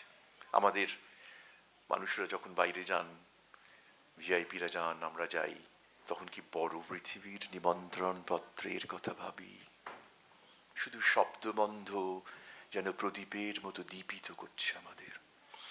অমনি মনে হলো বড় পৃথিবীর নিমন্ত্রণ এসেছে। আমি বারবার পরীক্ষা করে এবং চেষ্টা করে এবং শেষকালে স্পষ্ট বুঝেছি, আমাকে বিধাতা গৃহস্থ ঘরের জন্য তৈরি করেননি। মেয়েকে লিখছেন। বোধহয় সেই জন্যই ছেলেবেলা থেকে ওকে বলি ঘুরে ঘুরে বেড়াচ্ছি, কোনো জায়গায় ঘরকন্না ফাঁদতে পারিনি। বিশ্ব আমাকে বরণ করে নিয়েছে, আমিও তাকে বরণ করে নেব। তোরা কিছু ভাবিস নে, আমার যা কাজ সে আমাকে করতেই হবে। আরাম করা, বিশ্রাম করা, লৌকিকতা করা বিধাতা আমার জন্য কিছুতেই মঞ্জুর করবেন না। অতএব পথিকের প্রশস্ত রাজপথে সর্বলোকের মাঝখানে চললুম। তোদের জন্য আমার আশীর্বাদ রইল, সুখের মুখের আশীর্বাদ নয়, কল্যাণের আশীর্বাদ। মানুষটি বাংলা কিভাবে লিখেছে দেখেছেন? সুখের মুখের আশীর্বাদ নয়, কল্যাণের আশীর্বাদ। তার ভাষায় আমি কেবল বপন করি, নির্মাণ বা পত্তন করি না। এক জায়গায় লিখছেন, শিক্ষার মিলনের কথা হচ্ছিল, আমরা স্তূপ উঁচা করিতেছি, নির্মাণ করিতেছি না। ভারতবর্ষের দিকে তাকিয়ে মনে হয় কি হতভাগা আমরা। স্তূপ নির্মাণ করলাম, স্তূপ উঁচু করলাম, নির্মাণ করলাম না, সৃষ্টি করলাম না। উনি বলছেন আই কাম, জাপানে গিয়ে প্রথমবার বলছেন, I come as a sower of seeds. The call of truth cannot go unheeded. The call of truth cannot go unheeded. The seed must be cast abroad in the soil of your subconscious mind. It will find a lodging. It will germinate. Look at the word, germinate. রবীন্দ্রনাথের মতো করে কজন অনুধাবন করতে পেরেছেন যা আছে পথে ও পথের প্রান্তে বইয়ের ভূমিকায়? রানী মহলানবিশকে লেখা এই যে নারীর কথা, চেতনার কথা হচ্ছিল, নম্রতাদি বলছিলেন, আপনারা কি জানেন যিনি সবাইকে চিঠি লিখেছেন রবীন্দ্রনাথ? এত ভলিউম, এত খণ্ড, 20 ভলিউম খণ্ড বোধহয় হয়েছে। রজনীকান্ত দাস, তার আগে রানু মুখোপাধ্যায়, অমিয় চক্রবর্তী থেকে শুরু করে জগদীশ চন্দ্র বোস, প্রিয়নাথ সেন এবং বাড়ির সবাই, রামানন্দ চট্টোপাধ্যায়, ভারতীয় বাঙালি কবিরা, বুদ্ধদেব বসু ইত্যাদি, জীবনানন্দ। কিন্তু সবচেয়ে বেশি চিঠি কাকে লিখেছেন জানেন? আমি চমকে উঠেছিলেন যখন শঙ্খ ঘোষ আমাকে বললেন রবীন্দ্রনাথ সবচেয়ে বেশি চিঠি লিখেছেন 2 নারীকে। এক গৃহবধূ, তাকে লিখেছেন, আর লিখেছেন নির্মল কুমারী মহলানবিশকে। কি আশ্চর্য! তাহলে হেমন্তবালা দেবী গৃহবধূ, ঘরে বসে পুজো করেন, বেরোননি। ভিক্টোরিয়া কম্পোর মতো নয় তিনি, রানুর মতো নয়। তা কি মানুষটা গৃহ এবং বিশ্বকে কি করে বুনন করে নিলেন তার চেতনায়? তো বানিয়ে হয় না। একদিকে আমার বিশ্বজগৎ, আর একদিকে আমাদের কর্মসংসার। বিশ্বটা সত্য, মন তার হিসেবের খাতা বন্ধ করে বলে ওঠে বিশ্বকে আমার চাই, নইলে আর বাঁচি নে। রবীন্দ্রনাথ বলছেন বিশ্বকে আমার চাই, নইলে আমি বাঁচি নে। নতুনকে দেখতে হলে একটু বিশেষ করে বাতি জ্বালতে হয়, বাতায়নিকের পত্র। এই দান্দিকতা, অন্যায় একটু আগেই বলেছি, তার ভাবনার, তার রচনা কর্মের কেন্দ্র কোরক। আমরা সবসময় ভুলে যাই, আমরা গোড়া পড়ি, আমরা শ্রেষ্ঠ কবিতা পড়ি, আমরা রক্তকরবী পড়ি, কিন্তু ভুলে যাই ওর সর্বশ্রেষ্ঠ কীর্তি এগুলোর পাশাপাশি সমান গুরুত্বপূর্ণ হচ্ছে শান্তিনিকেতন, বিশ্বভারতী। লেখাপড়ার যে বানানো কৃত্রিম কাঠামো, শিকল ছেড়ে বেরিয়ে গিয়ে প্রকৃতির মাঝখানে স্থাপন করা, I would say this is the most important experiment with education in the history of the world in the last 100 years.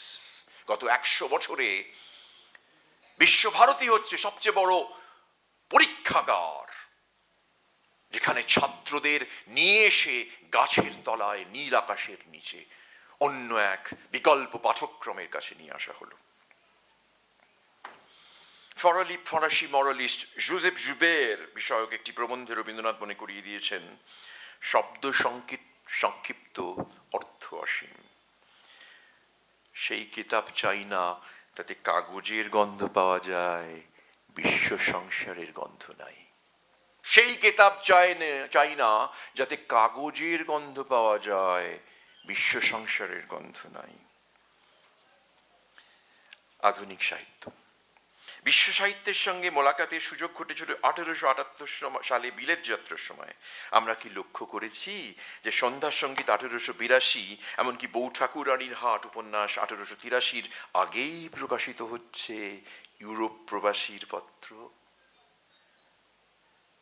বউ ঠাকুরানীর হাটের আগে ইউরোপ প্রবাসীর পত্র 1881, যা রবীন্দ্রনাথের প্রথম গদ্য গ্রন্থ। অর্থাৎ সেদিক থেকে জীবন স্মৃতির বাহিরে যাত্রা দিয়েই পরিণত রবীন্দ্র রচনার শুরু। আমরা যদি তার যাত্রাপথে দু রকমের চলনের দিকে তাকাই, উনি তো বলছেন পথে প্রান্তের ভূমিকায় বিশ্ব আপনাকে প্রকাশ করে দু রকমের চলন দিয়ে। একটা চলন তার নিজেকে ঘিরে ঘিরে, আর একটা চলন বড় যাত্রাপথে সূর্যের চারিদিকে। তো এখানে তিনি রানী মহলানবিশকে বললেন, আমি আবার ঘর বদল করেছি, এই উদয়নের বাড়িতেই থাকবার বেলায় থাকতে হবে, ফেলবার বেলায় ফেলতে হবে, এ বাড়ি আর ভালো লাগছে না। রবীন্দ্রনাথ কিরকম জানেন তো আপনারা নিশ্চয়ই, যদি গুরুদেব পড়েন রানীচন্দ্রের, ওকে কেউ এসে বললো যে কি করেন আপনি, আপনি ডিম খাচ্ছেন না কেন, ডিম খেলে পুষ্টি পাবেন। রবীন্দ্রনাথ বললেন, আমি তোদের আগেই বলেছি তোরা আমাকে ডিম দিস না। সকালে ডিম খাচ্ছেন, ব্রেকফাস্টে, লাঞ্চে ডিম খাচ্ছেন, বিকেলবেলা ডিম খাচ্ছেন, রাত্রে ডিম খাচ্ছেন। তোর কেউ এসে বললো, এ কি ডিম খেলে ক্ষতি হয় বোঝেন না? বলো, আমি তোদের আগেই বলেছিলাম ডিম খেলে ক্ষতি হয়, তোরা বলিসনি। তারপরে তো বললেন যে খাটে তরকারি, একজন এসে বললো যে সবরমতী থেকে বোধহয় এসছে, যে বললো কাঁচা খেতে হবে তরকারি। উনি বললেন, আমি আগেই বলেছিলাম কাঁচা তরকারি খেতে হবে, বলে কাঁচা তরকারি খাচ্ছেন, হ্যাঁ, ঢেঁড়স খাচ্ছেন, শাক ভাজা খাচ্ছেন, শাক খাচ্ছেন, হ্যাঁ। তো সেরকম আর কি। তো উনি সবকিছু নতুন চাইছেন। এমনকি দাদার কথা বলছেন, দ্বিজেন্দ্রনাথ ঠাকুরের কথা, যে আমি আর এমন কি রে। দ্বিজেন্দ্রনাথ ঠাকুর মানে বড়দাদা, তিনি কি করতেন বিখ্যাত, দ্বিজেন্দ্রনাথের কথা হলো তার তিনি তার ছেলের কথা। তো দ্বিজেন্দ্রনাথ ঠাকুর নাকি পুরীতে গিয়ে সমুদ্র দেখার জন্য এমনি সমুদ্র দেখতেন না, ছাদের উপরে একটা তক্তা পাততেন, সেই তক্তার উপরে একটা চেয়ার বসিয়ে বিশেষ অ্যাঙ্গেল থেকে পুরী সমুদ্র দেখতেন। এই পুরো বাড়িটাই হচ্ছে দেখার চোখ। শঙ্খ ঘোষের একটা খুব বিখ্যাত প্রবন্ধের নাম, বক্তৃতার নাম ছিল দেখার দৃষ্টি। ইউ চেঞ্জ ইউর গ্লাসেস, ফ্রেঞ্চরা বলে vous changez de lunettes, চশমা পাল্টাও। রবীন্দ্রনাথ নতুন চোখে পৃথিবীকে দেখলেন। নিখিলেশ বলেছিল, এটা আমার ভীষণ গুরুত্বপূর্ণ লাগে, যে নিখিলেশ বলেছিল যে, একটু নিখিলেশের কথাটা একবার না বললে চলবে না, তাই বলা দরকার। নিখিলেশ বলেছিল যে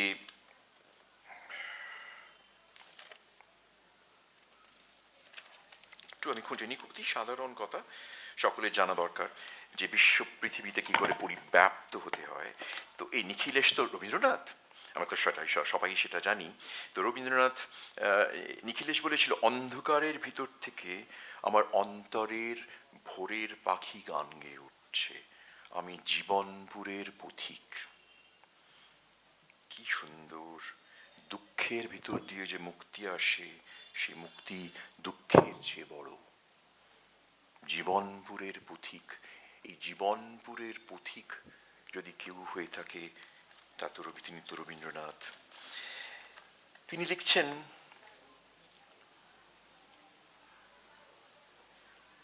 আকাশ, আলোক এবং বাতাসের সঙ্গে আমরা কোনো আড়ালের সম্পর্ক রাখি নাই।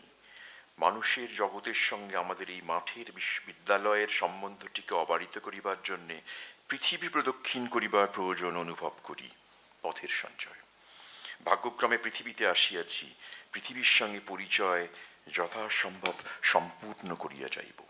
গোয়েটের মতে ফেল্ট লিটারাটুর, প্রথম বিশ্ব সাহিত্য কথাটা গোয়েটে বলেন, আপনারা জানেন 19 শতকের মাঝামাঝি। রবীন্দ্রনাথ বিশ্ব সাহিত্য নামে বক্তৃতা দিয়েছিলেন যাদবপুরের ন্যাশনাল কাউন্সিল অফ এডুকেশনে, যার পরে যাদবপুর বিশ্ববিদ্যালয়ে পরিণত হয়।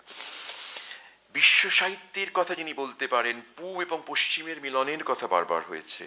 এই রক্তক্লান্ত পৃথিবীতে যতই তা অসম্ভব লাগু কাজ, সেই নির্মাণাকাঙ্ক্ষা আমাদের ছিন্নপত্রাবলী থেকে শব্দ আহরণ করে বলি স্মৃতি শিশির সিক্ত করে দিয়েছে। রবীন্দ্রনাথের স্বপ্নকে ইতিহাসের এক মাহেন্দ্রক্ষণে পাশ্চাত্যে তার অন্যতম শ্রেষ্ঠ বন্ধু হোমার কুলটুর কাম্প মানে হচ্ছে বিশ্বযুদ্ধ যখন শেষ হলো, রোমারোলা বলল এখন আমাদের কুলতুর কাম্প শুরু হবে, দ্য ব্যাটল অফ কালচার্স, সংস্কৃতির যুদ্ধ, হত্যার যুদ্ধ নয়। পূরবী 1925 তো প্রধানত সমুদ্রপথে হারুনা মারু, আন্ডেস, জুলিও সিজারে জাহাজে এবং বুয়েনোস আয়ারেসে লেখা। মন জানে এসেছে সে এসেছে। আসলে সেই গাজীপুর, সোলারপুর, শিলাইদহ, সাজাদপুর, হাজারিবাগ, আলমোড়া থেকে শুরু করলে পথের প্রান্তে তার রচনার সংখ্যা কম নয়। তার তালিকা দেব না। যেটা স্বাভাবিক সেটা হলো তার শিল্প ও চিন্তার জগতের ওপর, সৃষ্টির ওপর বাইরের অভিঘাত সীমাহীন। তার উপর পাশ্চাত্য সঙ্গীতের প্রভাব উদাহরণ হিসেবে বাল্মীকি প্রতিভাতে মিলবে পরীক্ষা নিরীক্ষার দুঃসাহস। যেমন পাশে সামনে দেবজ্যোতি বসে আছে, এই দুঃসাহসী ঘরানার উত্তরসূরি। যেমন দাসের দেশে স্ফুলিঙ্গ বা খনিকায় কবিতায় হাইকুর প্রভাব স্পষ্ট। আমি শঙ্খঘোষের কাছে শুনেছি, জাভা ইন্দোনেশিয়ায় না গেলে রবীন্দ্রনাথ এই নৃত্যনাট্যের নবরূপায়ণ করে উঠতে পারতেন না। স্টিলা ক্রামব্রিসের সঙ্গে তার সংলাপ, শান্তিনিকেতনে আগমন রবীন্দ্রনাথের ছবির জগৎকে প্রসারিত করল। উনি একটা লিখছেন, শোভন সোমের বইতে পাবেন। আমরা একটু কথা বলছি এখানে,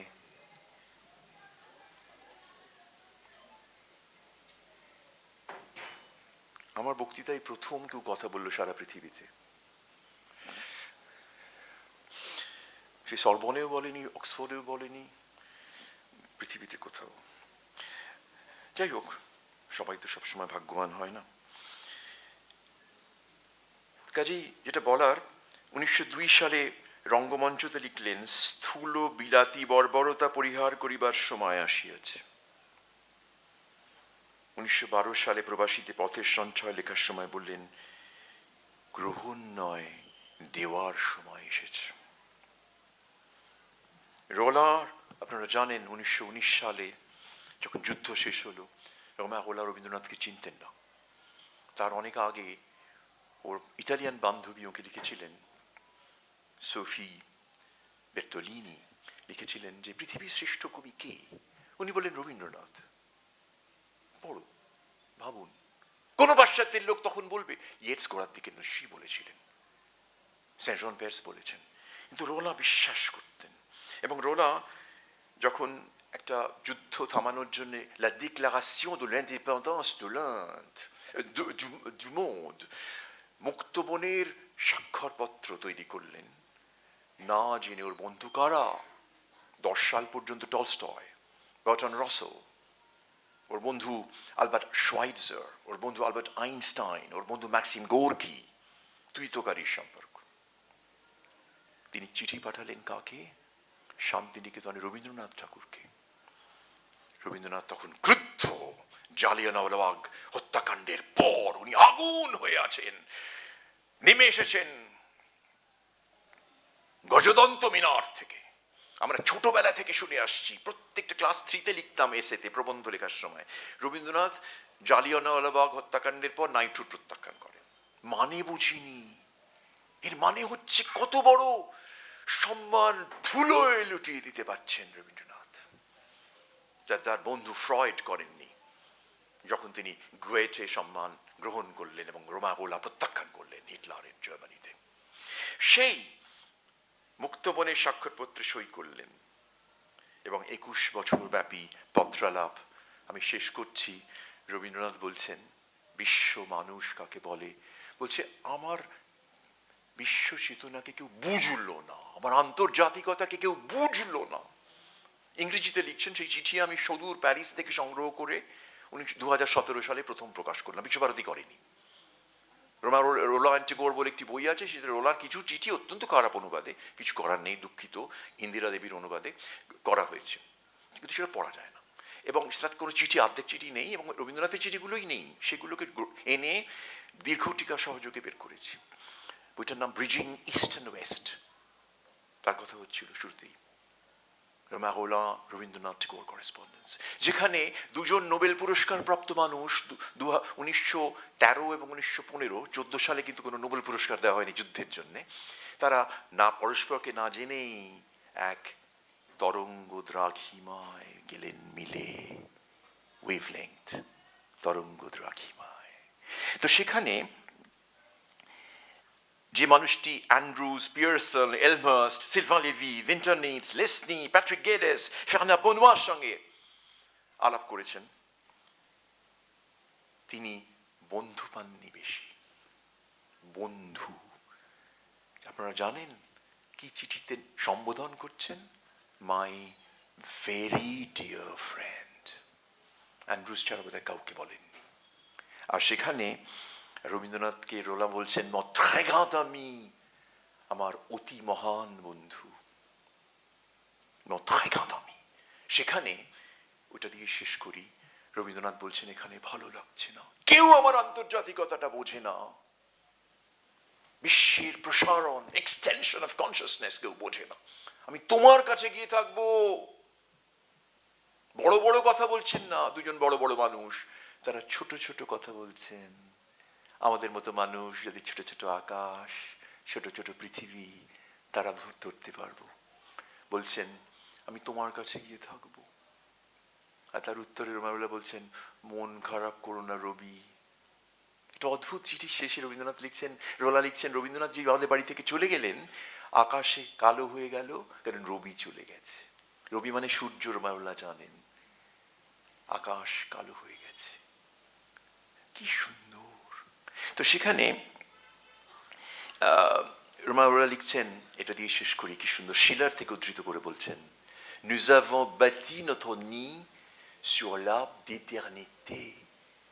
nous avons bâti, মন খারাপ করো না আমার মহান বন্ধু, আমরা তো বাসা বেঁধেছি অনন্ত বৃক্ষের চূড়ায়, আমরা তো বাসা বেঁধেছি অনন্ত বৃক্ষের চূড়ায়, আমরা তো ভবিষ্যতের মানুষদের সমকালীন, এখনকার মানুষদের নয়।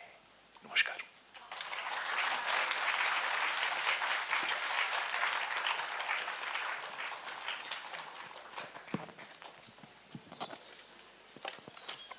কি বলে যে ধন্যবাদ দেবো প্রফেসর চিন্ময় গুহকে। আমরা কত যে শিখলাম, কত যে জানলাম, আমরা ভীষণই কৃতজ্ঞ। এই জোড়াসাঁকো 6 নম্বরের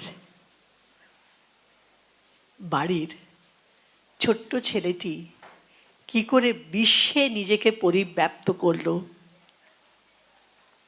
তারই একটা সুন্দর চিত্র প্রফেসর গুহ তুলে ধরলেন। এবং কি সুন্দর কথাগুলি, সুখের আশীর্বাদ নয়, কল্যাণের আশীর্বাদ। সত্যি কথাগুলি যদি আমরা মর্ম বুঝি, আমাদের কি আনন্দ হয় যে কল্যাণ কথাটি, আমরা সকলে সুখে থাকতে চাই, কিন্তু রবীন্দ্রনাথ কল্যাণের কথা বলেছেন। বিশ্বকে নিজের করে নেওয়া, প্রফেসর গুহ যেটা বলছেন যে আমরা অনেকেই বিদেশে যাই এবং আমাদের দেশের নেতারা তো বারে বারেই যাচ্ছেন, কিন্তু বিশ্বের মানুষের কাছে আমরা কতটা পৌঁছতে পারি বা আমাদের নিজেদের ভাবনা চিন্তা তাদের কাছে কতটা তুলে ধরতে পারি। এই পৃথিবীকে ভালোবাসা, পৃথিবীকে নিজের করে নেওয়া, কেবল যে তিনি বিভিন্ন দেশে গেছেন একটা অসম্ভব মানে কী বলবো, যুদ্ধের সময় যখন পৃথিবী যেন কীরকম একটা কষ্টের ভেতর ছিল, সেই সময়েও কিন্তু তিনি বিভিন্ন দেশে গেছেন, বিভিন্ন দেশকে নিজের করে নিয়েছেন। জাপানে গেছেন, জাপানকে তিনি খুবই ভালোবেসেছেন, কিন্তু সেখানেও গিয়ে তিনি সাম্রাজ্যবাদী শক্তির বিরুদ্ধে বলেছেন। তার যে নিজের ভাবনা চিন্তা সেটা সকলের সামনে তুলে ধরার যে সাহসিকতা, সেটা রবীন্দ্রনাথের ছিল, এবং তার যুগকে অতিক্রম করে ভবিষ্যতের চিন্তাও তিনি করেছেন। সকলকে বোঝাতে চেয়েছেন, কিন্তু হয়তো সকলে বুঝতে পারেননি, কিন্তু কয়েকজন সহৃদয় মানুষ যেরকম রোমা রোলা বুঝেছেন। তো এই যে পৃথিবীকে দেখার চোখ, যেটি প্রফেসর গুহ বললেন, এটি এই ঠাকুরবাড়ির অনেকেরই মধ্যে ছিল, যেরকম দ্বিজেন্দ্রনাথের মধ্যেও ছিল, কিন্তু রবীন্দ্রনাথ ঠাকুর সব কিছু দেখার ইচ্ছে, সব কিছু পরীক্ষা করার ইচ্ছে, সব কিছু চেখে দেখার ইচ্ছে।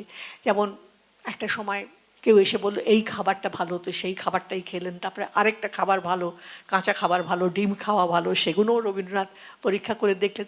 এই যে একটা উৎসাহ, সব কিছু নিয়ে একটা পৃথিবীতে যা কিছু আছে, বিভিন্ন দেশের সম্বন্ধে উৎসাহ, বিভিন্ন খাবার সম্বন্ধে উৎসাহ, বিভিন্ন আবেগ সম্বন্ধে উৎসাহ, বিশ্বকে নিজের করে নেয়ার যে প্রচেষ্টা, যেমন এই বিশ্বভারতী যেটি 1921 সালে স্থাপিত হলো, সে বিশ্বকে ভারতের মধ্যে আনা এবং ভারতকে বিশ্বে প্রসারিত করা, এই চিন্তা যে রবীন্দ্রনাথের ছিল, এগুলি হয়তো আমরা কোনো সময় শুনেছি, পড়েছি, কিন্তু আজকে প্রফেসর চিন্ময় গুহ যে কথাগুলি আমাদের সামনে এত সুন্দরভাবে তুলে ধরলেন, এবং মাঝে মাঝে তো মনে হচ্ছিল যে উনি হয়তো একটা নাটকই করছেন, যদিও আমরা ফ্রেঞ্চ জানি না, কিন্তু সেই ফ্রেঞ্চ কথাগুলোও কিন্তু আমাদের শুনতে খুব ভালো লাগছিল। আর তার এই রবীন্দ্রনাথের বিশ্বের মানুষ হয়ে ওঠা এবং বিশ্বকে ঘরে আনা চিন্তা, এটি তিনি আমাদের মধ্যে জাগিয়ে তুললেন। আমরা যেন সেই বিশ্বের যে কাঠামো বা যে বিভেদ ভুলে গিয়ে পৃথিবীর মানুষ হয়ে উঠতে পারি।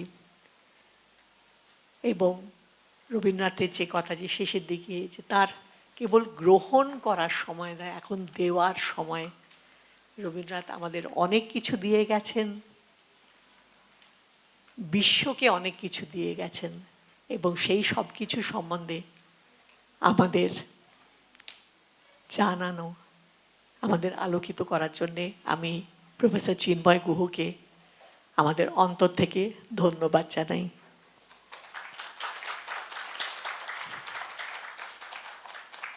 সকাল গড়িয়ে দুপুর হয়ে গেছে, কিন্তু আজকে সকাল থেকে যে আলোচনা হয়েছে তাতে আমরা অত্যন্ত অনুপ্রাণিত হয়েছি, অনেক কিছু শিখেছি।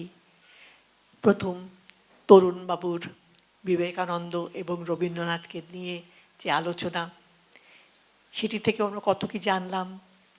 তারপরে নম্রতাদির বুদ্ধদেব ও রবীন্দ্রনাথের আলোচনা, সেটাও আমাদের কতভাবে আমাদের মনকে জাগিয়ে তুলল।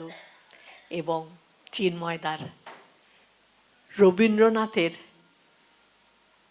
যে বিশ্বায়নের কথা, বা বিশ্বকালে, খালি বিশ্বায়ন মানে এমন নয় যে মানে আমরা এখন অনেক সময় বিশ্বায়নের কথা বলি, কিন্তু রবীন্দ্রনাথের যে বিশ্বকে, প্রত্যেকটি দেশকে তার নিজের ঘর বলে মনে করা, প্রত্যেক দেশের মানুষের চিন্তাকে নিজের বলে ভাবনা করা, এবং নিজেকে ছড়ানো আর বিশ্বকে গ্রহণ করা, এইটি চিন্ময়বাবু এত সুন্দরভাবে বললেন।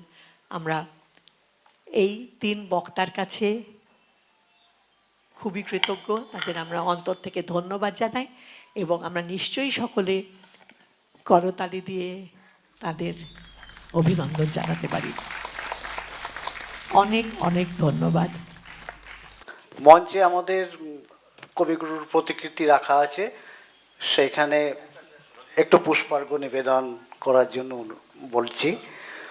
কবিগুরুর প্রতিকৃতিতে পুষ্পার্ঘ্য দিয়ে শ্রদ্ধা নিবেদন করছেন একে একে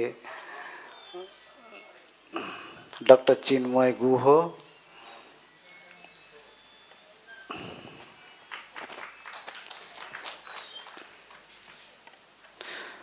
মিস নম্রতা চাড্ডা কবিগুরুর প্রতিকৃতিতে পুষ্পার্ঘ্য অর্পণ করছেন, শ্রদ্ধা জানাচ্ছেন।